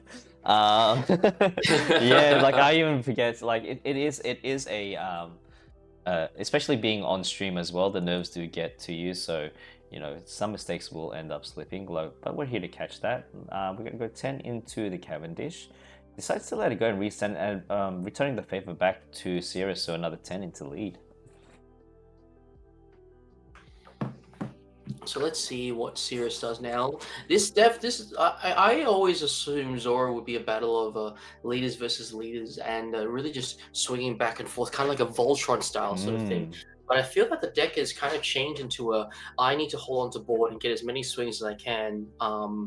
Sort of type battle where your battle really rests on your Kuinas and your Tashigis to be your winning aces.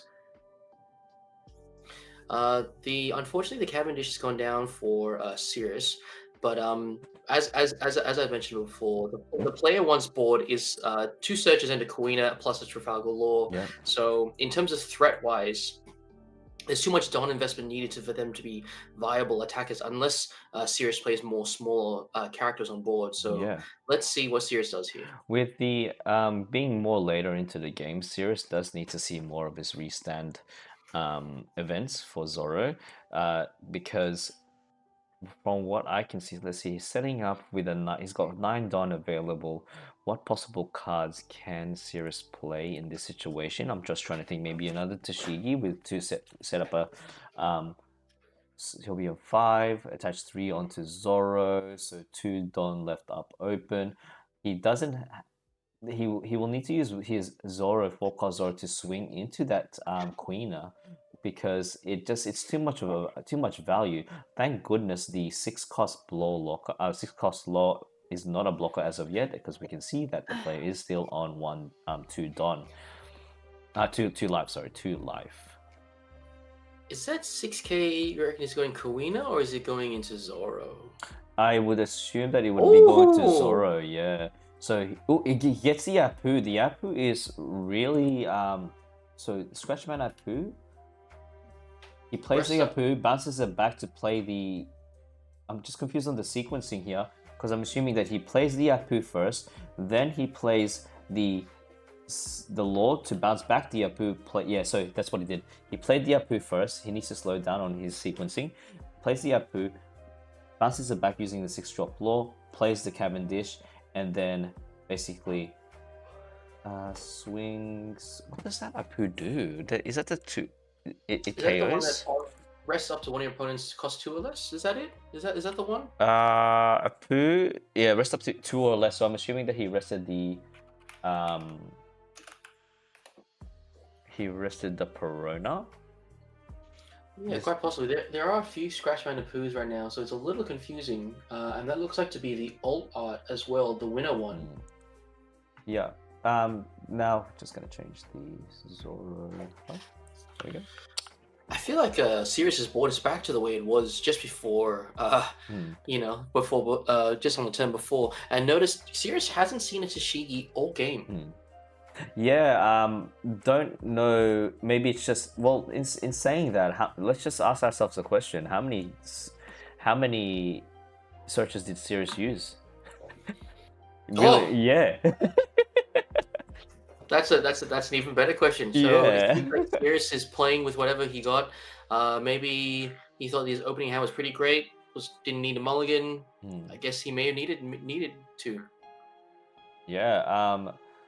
Sirius and Sirius and player 1 Zoro seem to, well, player 1 seems to be having more cards in hand. I'm just trying to think. At this point, Sirius does have the advantage due to the fact that he has the Cavendish, a 5, a 6, and a 6 swing potentially. The blocker is now online for player 1 Zoro.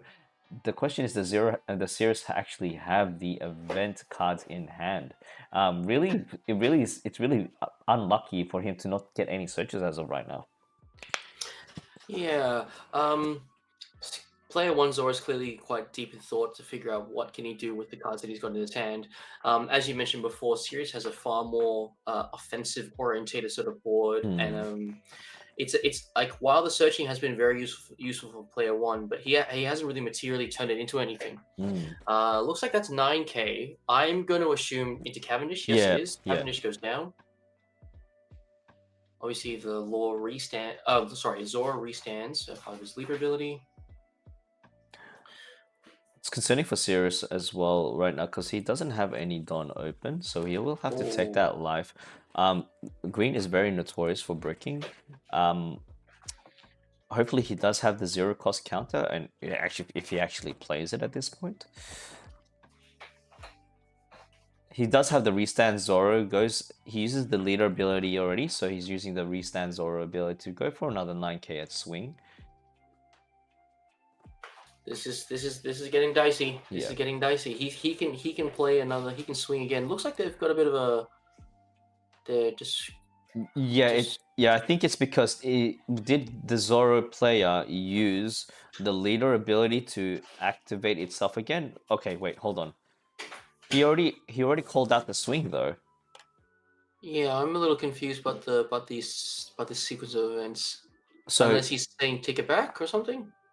So originally he had 3 Dawn as active. I'm just slightly confused in regards to what's going on. Probably might need to get a judge called in, unless the players are just figuring it out now. Seems like they're playing on as normal, so I think we're all okay. But I'm just trying to figure out what just happened just then. Because he did play the restand.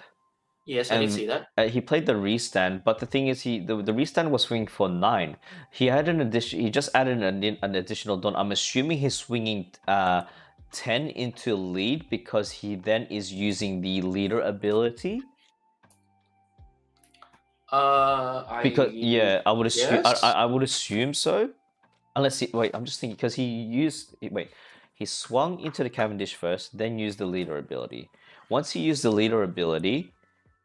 He restored, swung 9 into lead. Then he decided to play the restand event.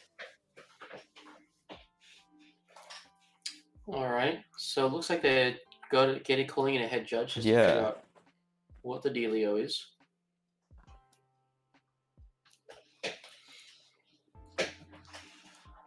Okay.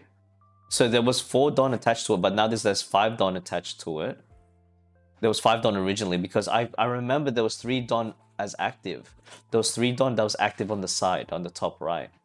Yeah, that's why I'm a little confused as to what player 1 was sort of thinking to do.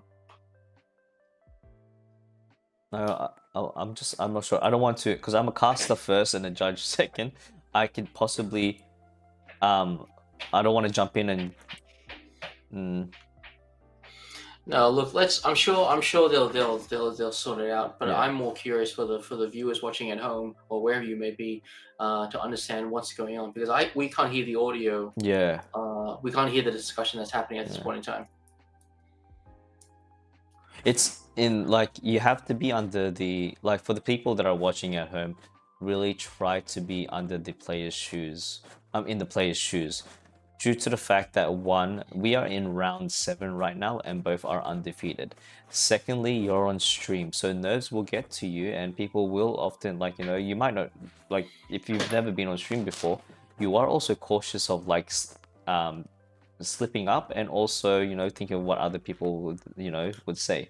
But you just have to be more understanding to the players on stream. Some of these players actually are brand new, so they're still like right now they're actually still discussing what's happening.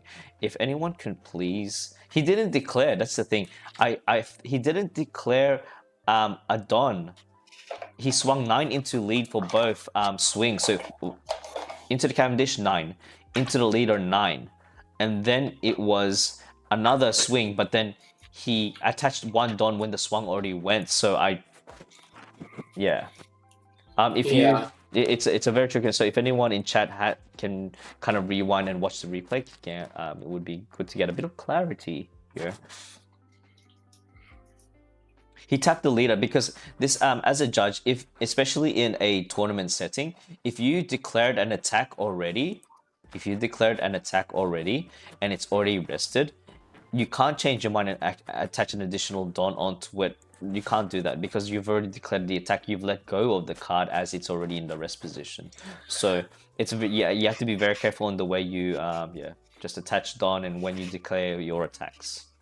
Yeah, I do feel like when we were at the regionals, Jacob, the head judge there, sort of indicated like chess rules was the way to go, and I can see the understanding behind it. Right, once you've let go, you've I guess informed your intent of what's going on. Then you know that's it, right? Yeah. That is correct. It's like more of like he said it as chess rules. I think of more of those Jenga rules. You know, when you're playing Jenga, you touch that block. That's a block that you have to take out of the tower. So you can't take backsies. You know. Yeah, for sure. We're down. Sirius is on his turn now. He's got 10 Don. He finds a Perona Searcher for the first time, I think, in this game. Yes, and he gets for the top 5. Now he's just contemplating. He really needs to see his events at this point. There's 2 cards, well, not even event. Maybe a Dead Man's Game would be very helpful here because he has an additional body. He has 2 additional bodies.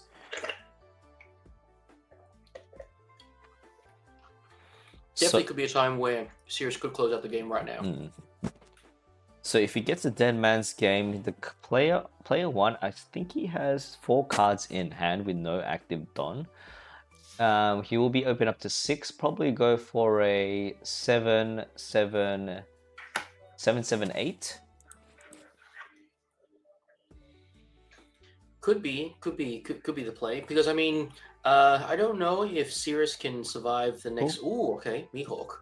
I think he's got, he needs to start stocking up on 2k counters. He might not even swing with that 6 costs law, just so he can get an additional thing. So, but at the same time, like if I was versing in a Zoro mirror, man, I would be actually quite paranoid due to the fact that, man, when is this Dead Man's Game going to be? Is it around the corner? Is it at the bottom of the deck? We will never know. He decides to go for another searcher. It's like his searchers have just, arrived to the party, but the party's already over. That's the second searcher that we've seen, yeah. Or he's just been holding them in his hand, which is entirely possible, right? Because if he doesn't need to use them, what's the point of using them? Because in a mirror matchup, any of those searchers, especially the Hiyori that gets rested, is definitely like a free swing target for the Zoro, and you don't want to give your opposing Zoro any opportunity to attack any of your characters, because it just makes them restand all over again. Let's see, he's got 7 Don remaining. I'm just trying to think, he's still contemplating on what to actually bring out.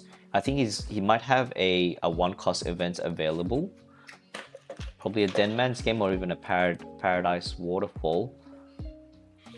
Very curious to see if Paradise Waterfall made the cut. Oh, Tashigi! Okay, cool. So where's Tashigi going to go, though? So he's got 5 set aside. He's definitely thinking about it. Probably will he play the Tashigi swing into the Kyoshiro so that he's able to crack back this turn? Well, he can actually swing into the lore if he wants to, because the lore is a original 6 cost, and Tashigi can rest a 6 cost or less. But swinging one into the Kyoshiro is much easier. But I guess obviously, yeah, you're right. The Trafalgar lore is a much more threatening target because it's pretty big. With 2 active Dawn remaining, let's see if Sirius can get out of this. I've seen him in very difficult situations in the past and manages to clutch into it. It's as if he's got a secret RNG, the RNG just comes in clutch. We've seen multiple situations where he just needs to get 1k over and he just manages to get it, whether it be an event or even just a last 2k counter in life. For sure. So he did rest the Kyoshiro. Will he? I'm going to assume that Zoro is going to swing into the Kyoshiro. Wow, 9k. Oh, nope, maybe not. I stand corrected. Still thinking about it. 8k into Kyoshiro. Yeah, he's gonna. Player one is gonna let it through. Andy restands the Zoro going where? It's most likely into lead. It has to be lead. Has to be, right? Sorry. Now I just saw a little glimpse of player one's hand. He does have an additional restand event there, so that's something that Sirius has to be mindful of, especially just having 1 blocker on the field. Oh, okay. Player one takes the life, passes turn. I'm just trying to think. He has 2 Dawn up. Most likely, dare I say, he has 2 Deadmans. That would be crazy. Or he might have Paradise Waterfall being able to restand that lore once more. True.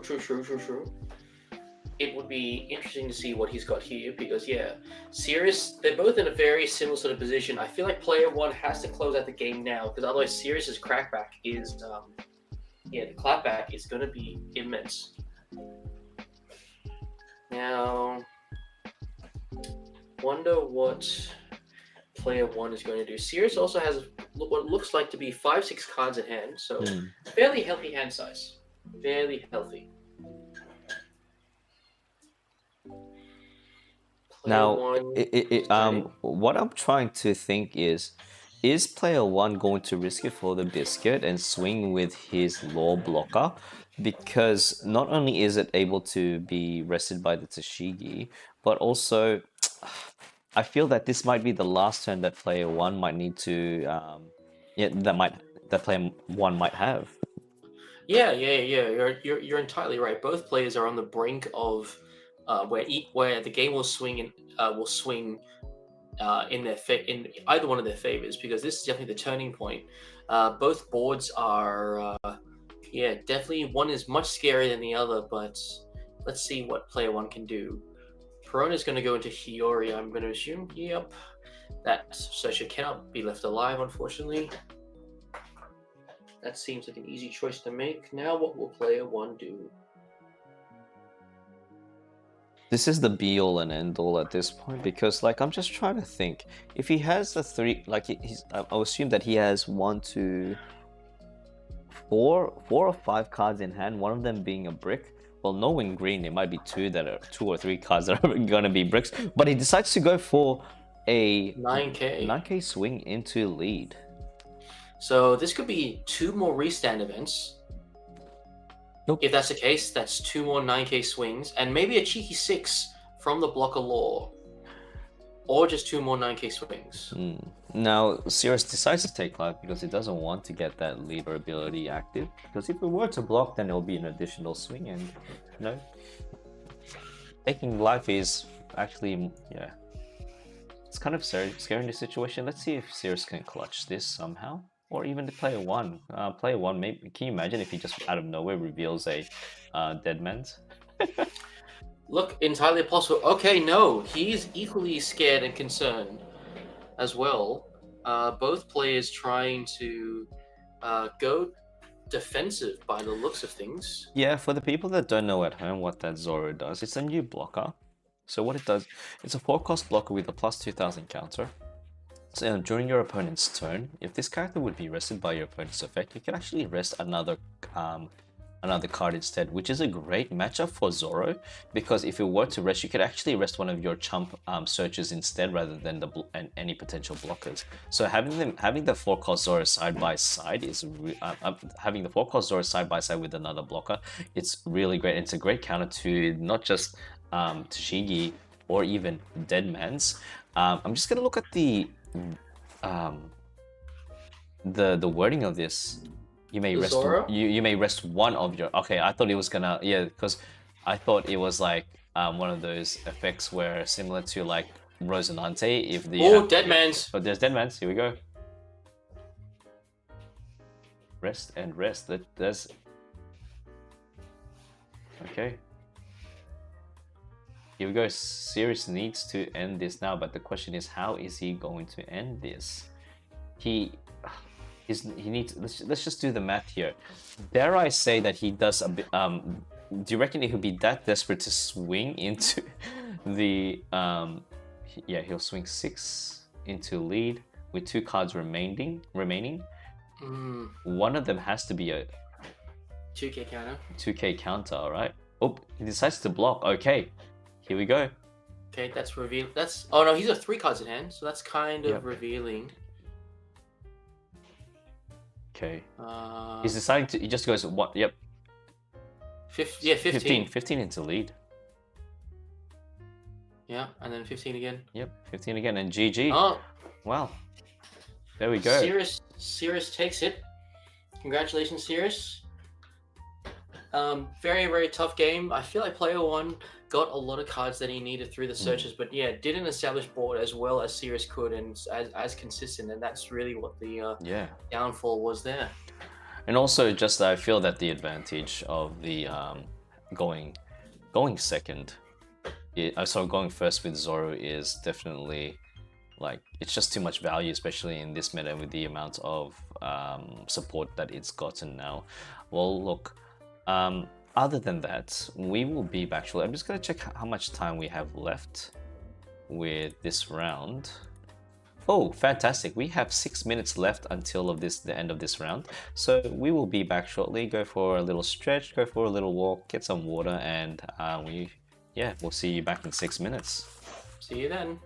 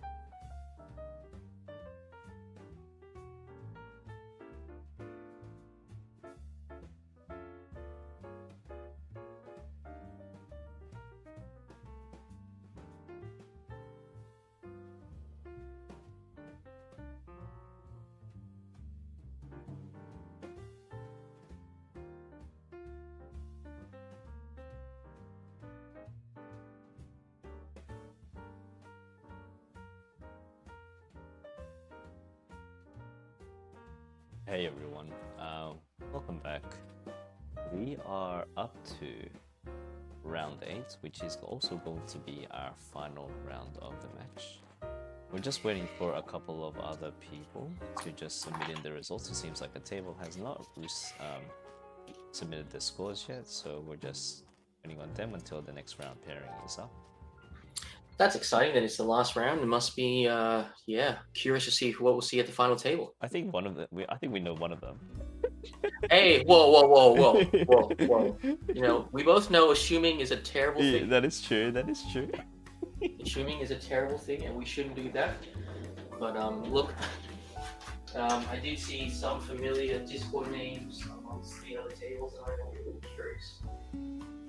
Yeah. I'm hoping to see Zoro versus someone. You know what? Let's make a poll out of it.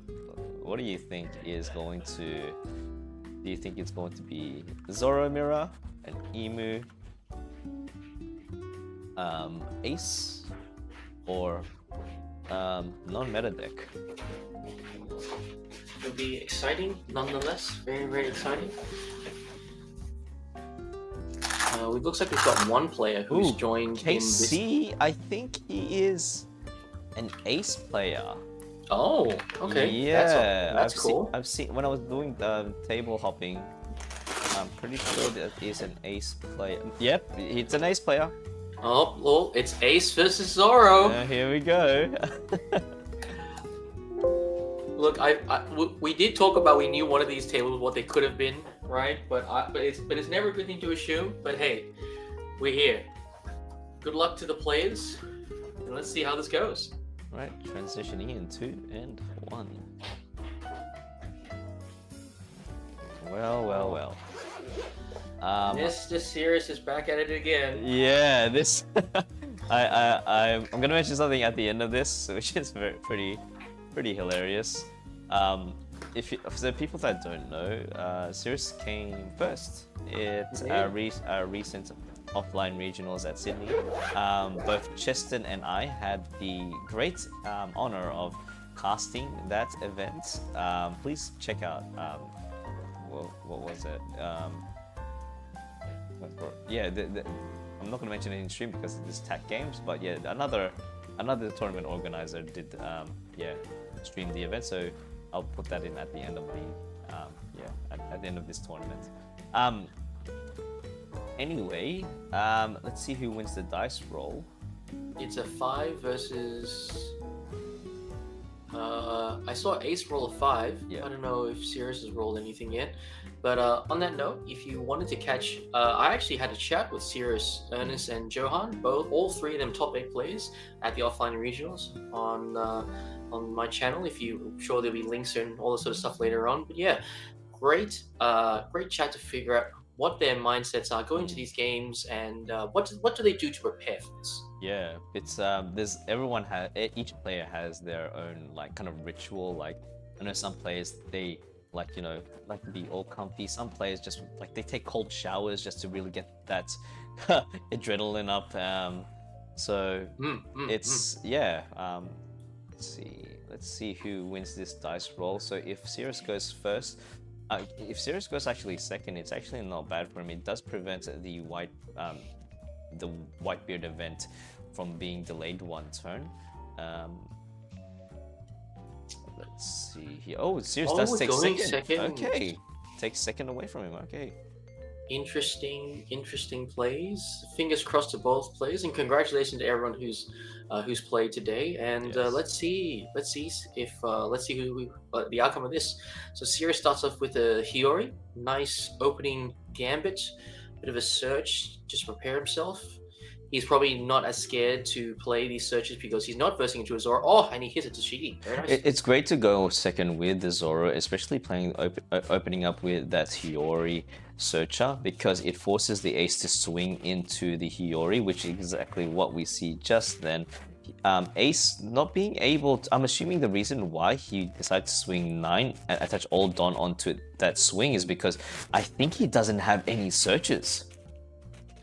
Yeah, that's a bit of a shame because I know that some of the Dex versions of Ace do run searches, such as the Izzo, whether it's blue, or I have seen the red one being run.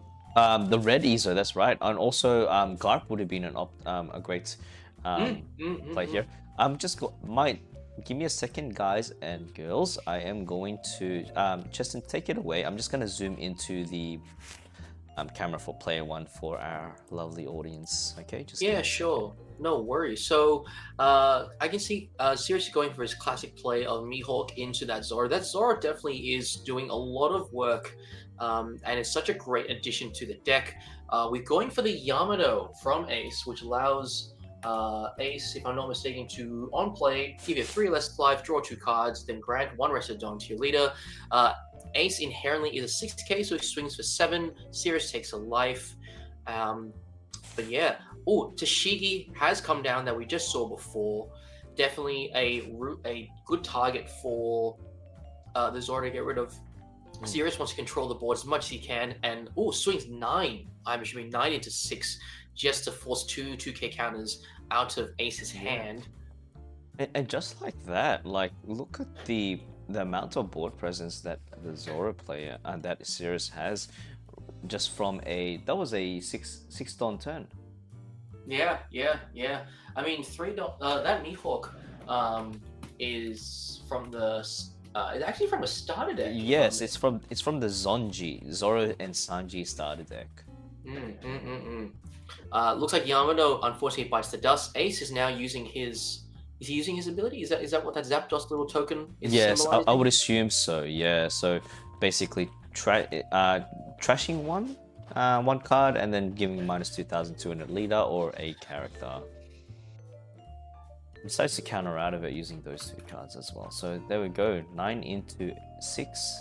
Get out of here. All right, 5 Dawn turn play. I'm assuming that 7 Dawn turn play. He plays 1. I'm assuming that he might have a searcher, and there we go. There's the Izzo that we want to see. So he's finally getting cards from that Yamato play before. Gets himself a Jozu. Yes. Very good card.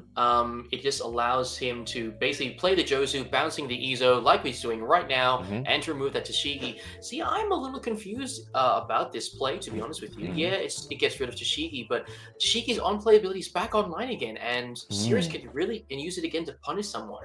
I think it's because despite the Tashigi going back into hand, he knows for a fact that he will need to add at least 1 Dawn to his Zoro and his 1 Dawn onto the Zoro to avoid an additional swing. If he did have the Tashigi on board, I guess it's going to be like he has to at least pitch out a 2k counter from hand, or even two 1k counters. So there's a reason why these players are up there on table 1, undefeated, and yeah. Yeah, completely makes sense. The why they play so well. So let's see how this game unfolds. With let's see here, the decides to play Tashigi, and yes, despite you mentioned before, you're questioning why did he decide to bounce back to Tashigi. Well, this is, I guess, the repercussions of that decision, swinging 8 into the Jozu, pitching out at least 1 2k, or even using the leader ability. So and this is where the bricks come into play. Trashing 1 card, to -2,000 to either a leader or an opponent. Great card to have, as well as siphoning through the decks and getting rid of unwanted cards from your hand. Would love to see that marker blocker that we saw before from a different Ace player, because I'm sure that would pay absolute dividends at this point in time. The board on Zoro's side, Sirius' side, is quite scary. Definitely got a lot of attacks going there. Ace looking kind of lonely. I feel that the One Piece meta is shifting. It's in 2 very big camps. Either you're going really wide or you're going very tall. Yeah. Yeah. And I couldn't agree more. In saying that, I feel like every single time we had an anniversary set, there's always like a big 3. like in first anniversary in OP05, we had what, Luffy, Enel, and Sakazuki. Now in this set we have Emu, Zoro, and Ace. And last year we had what? We had Blackbeard. Can't remember from the top of my head. Blackbeard, Doffy? Was Doffy? Yeah, Doffy was pretty. Yeah, Doffy was. Yeah, Doffy. And I forgot the third. Bella Betty. I feel like Bella Betty. Yeah. Yeah. Oh, Buggy. Obviously. Buggy. Buggy. I haven't seen that many. Tough to say. Shanks. Thank you, Shanks. Thank you. It was the top of my head. Yeah. Thank you for that. Anyway, back to the game. Attaching 3 cards of counter. Yeah. Attaches 2 Don onto the Jozu. I'm assuming, yeah, obviously swinging. The only thing he can swing at is the leader. So does he have any blockers? Unfortunately, not. No blockers. Sirius is actually in quite a predicament due to the fact that he actually has 4 cards in hand, so not as much as he wants. So maybe he might be needing to take the left, and which he does, to get a bit more. The block bid is on the board now. This is where it gets a bit scary for Zoro. However, you know, as we all know, green plays green things, and Dead Man's Game is a thing. Yeah, for sure. Blockbeard is definitely a big scary card for this format. It reminds me of the 10 costs. 9 costs or 10 costs? Edward Newgate from set 2, the red one, which is played. Which is played in the Ace deck. Yeah. In saying that, when the 8 cost event was played, he actually used the ability, the event ability, by taking 1 life and then bunking up his leader up to 8. Now the question, which is a great move to have, because not only does he have a blocker, but now he has to put some Don investment onto his characters in order to just get over that 8k hill. Yeah, it's definitely making a Sirius's and slash Zoro's day a much tougher, because an extra 2k makes a big difference. Oh yes. And in saying that, not only is there an 8k power leader, but also and the Blockbeard being present, the amount of cards that Ace has is like. I would be a bit concerned, but at the same time, Ace does run a couple of bricks in hand. Like, you know, he might even actually have the rest of the 3 Blockbeards in hand, and 2 events for all we know. Yeah, that would be truly regretful, but we'll see. He looks like Sirius plays a Perona to dig for a Kawina. Now, the Kawina is somewhat useful, but I don't know how it helps him in his current predicament. Kawina only rests a 4 or less. Mm-hmm. Yeah, and also I think with the level of aggression that Sirius is displaying on board, I think he needs to start stocking up on some blockers, at least some blockers, because I feel that 1, his hand size is quite concerning. 2, no blockers on the field, so having a 9k swing potentially again from the Jozu, and then a 12k swing, and then probably another. It is a kind of a scary situation for Sirius right now. Yeah, that Blockbeard is both an offensive and defensive powerhouse. So let's see how let's see how this pans out. Okay. He won't be able to swing with the Zoro. He replaces the Zoro with a Trafalgar Law. He will have to bounce back a character off the field. Maybe he could get the Mihawk back to his hand as a 2k counter, but decides to go with the Perona instead and plays the Perona once more. So he's definitely digging into his deck to try to find maybe the restand event or possibly another 2k counter to just stock up his defenses. And then he gets himself the 3k, the 3 cost event counter. Love to see it. Looks like Izo is... Oh, look, he's used the Izo ability. Yep. And he's used the Cavendish ability to fail swing into the leader just to restand 2 more Don.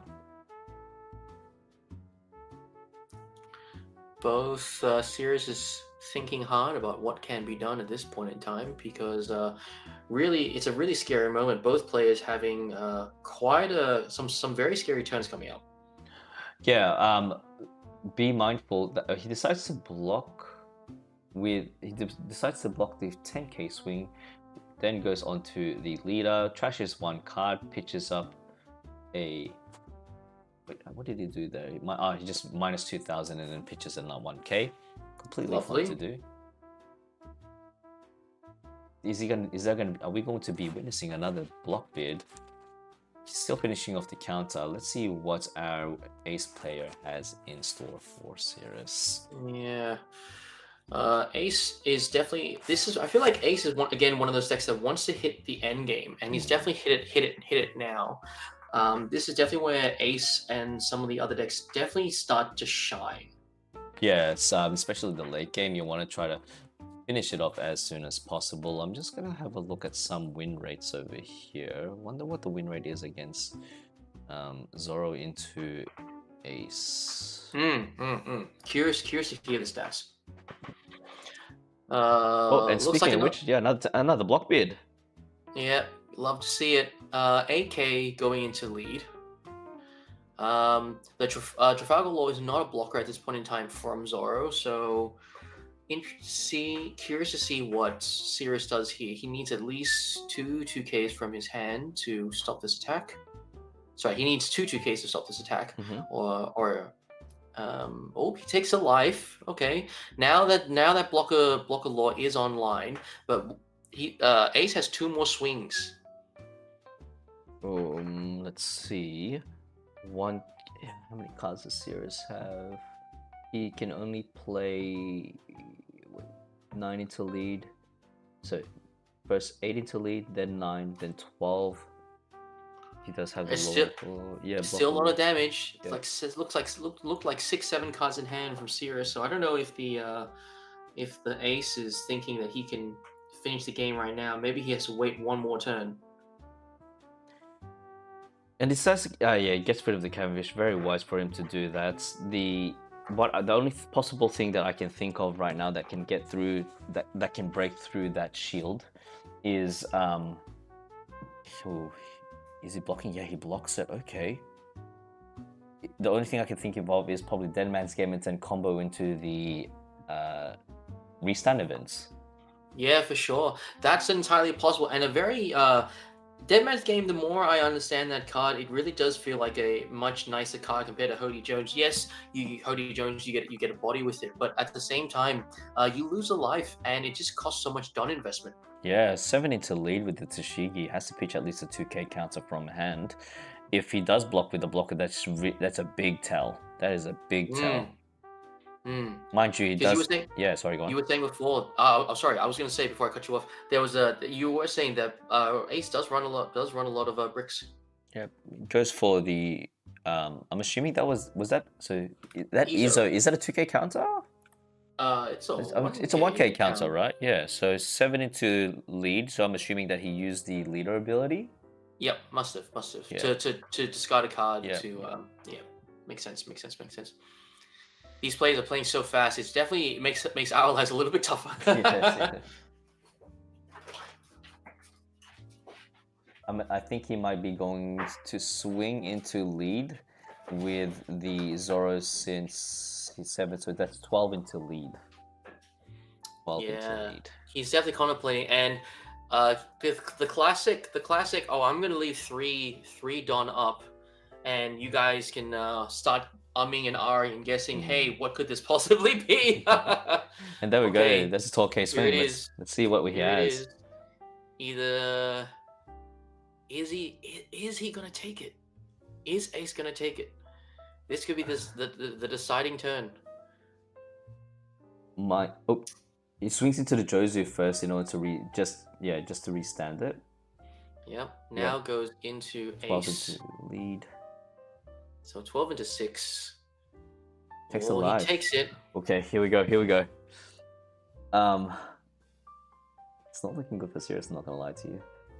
Hey, look, we are objective hosts. Yeah. We need because you're entirely right. Ace does have Ace does have a lot of tricks up his sleeve and a fairly big hand. So did he use the counter already? I thought he used the counter. The event. Yeah, I'm not quite sure. Because he pitched out a 1 kick, unless the original swing, the 7 was into the 7 original to 7 swing into the leader was to Jozu. Okay, that makes a lot of sense. So 2K counters. Yep, he just gets out of it. Minus 2,000, so 12. Yep, and just gets out of it, unfortunately. Yeah, the 7 was definitely into just Jozu. It's very hard for us to... that's the limitations of online, but it is what it is.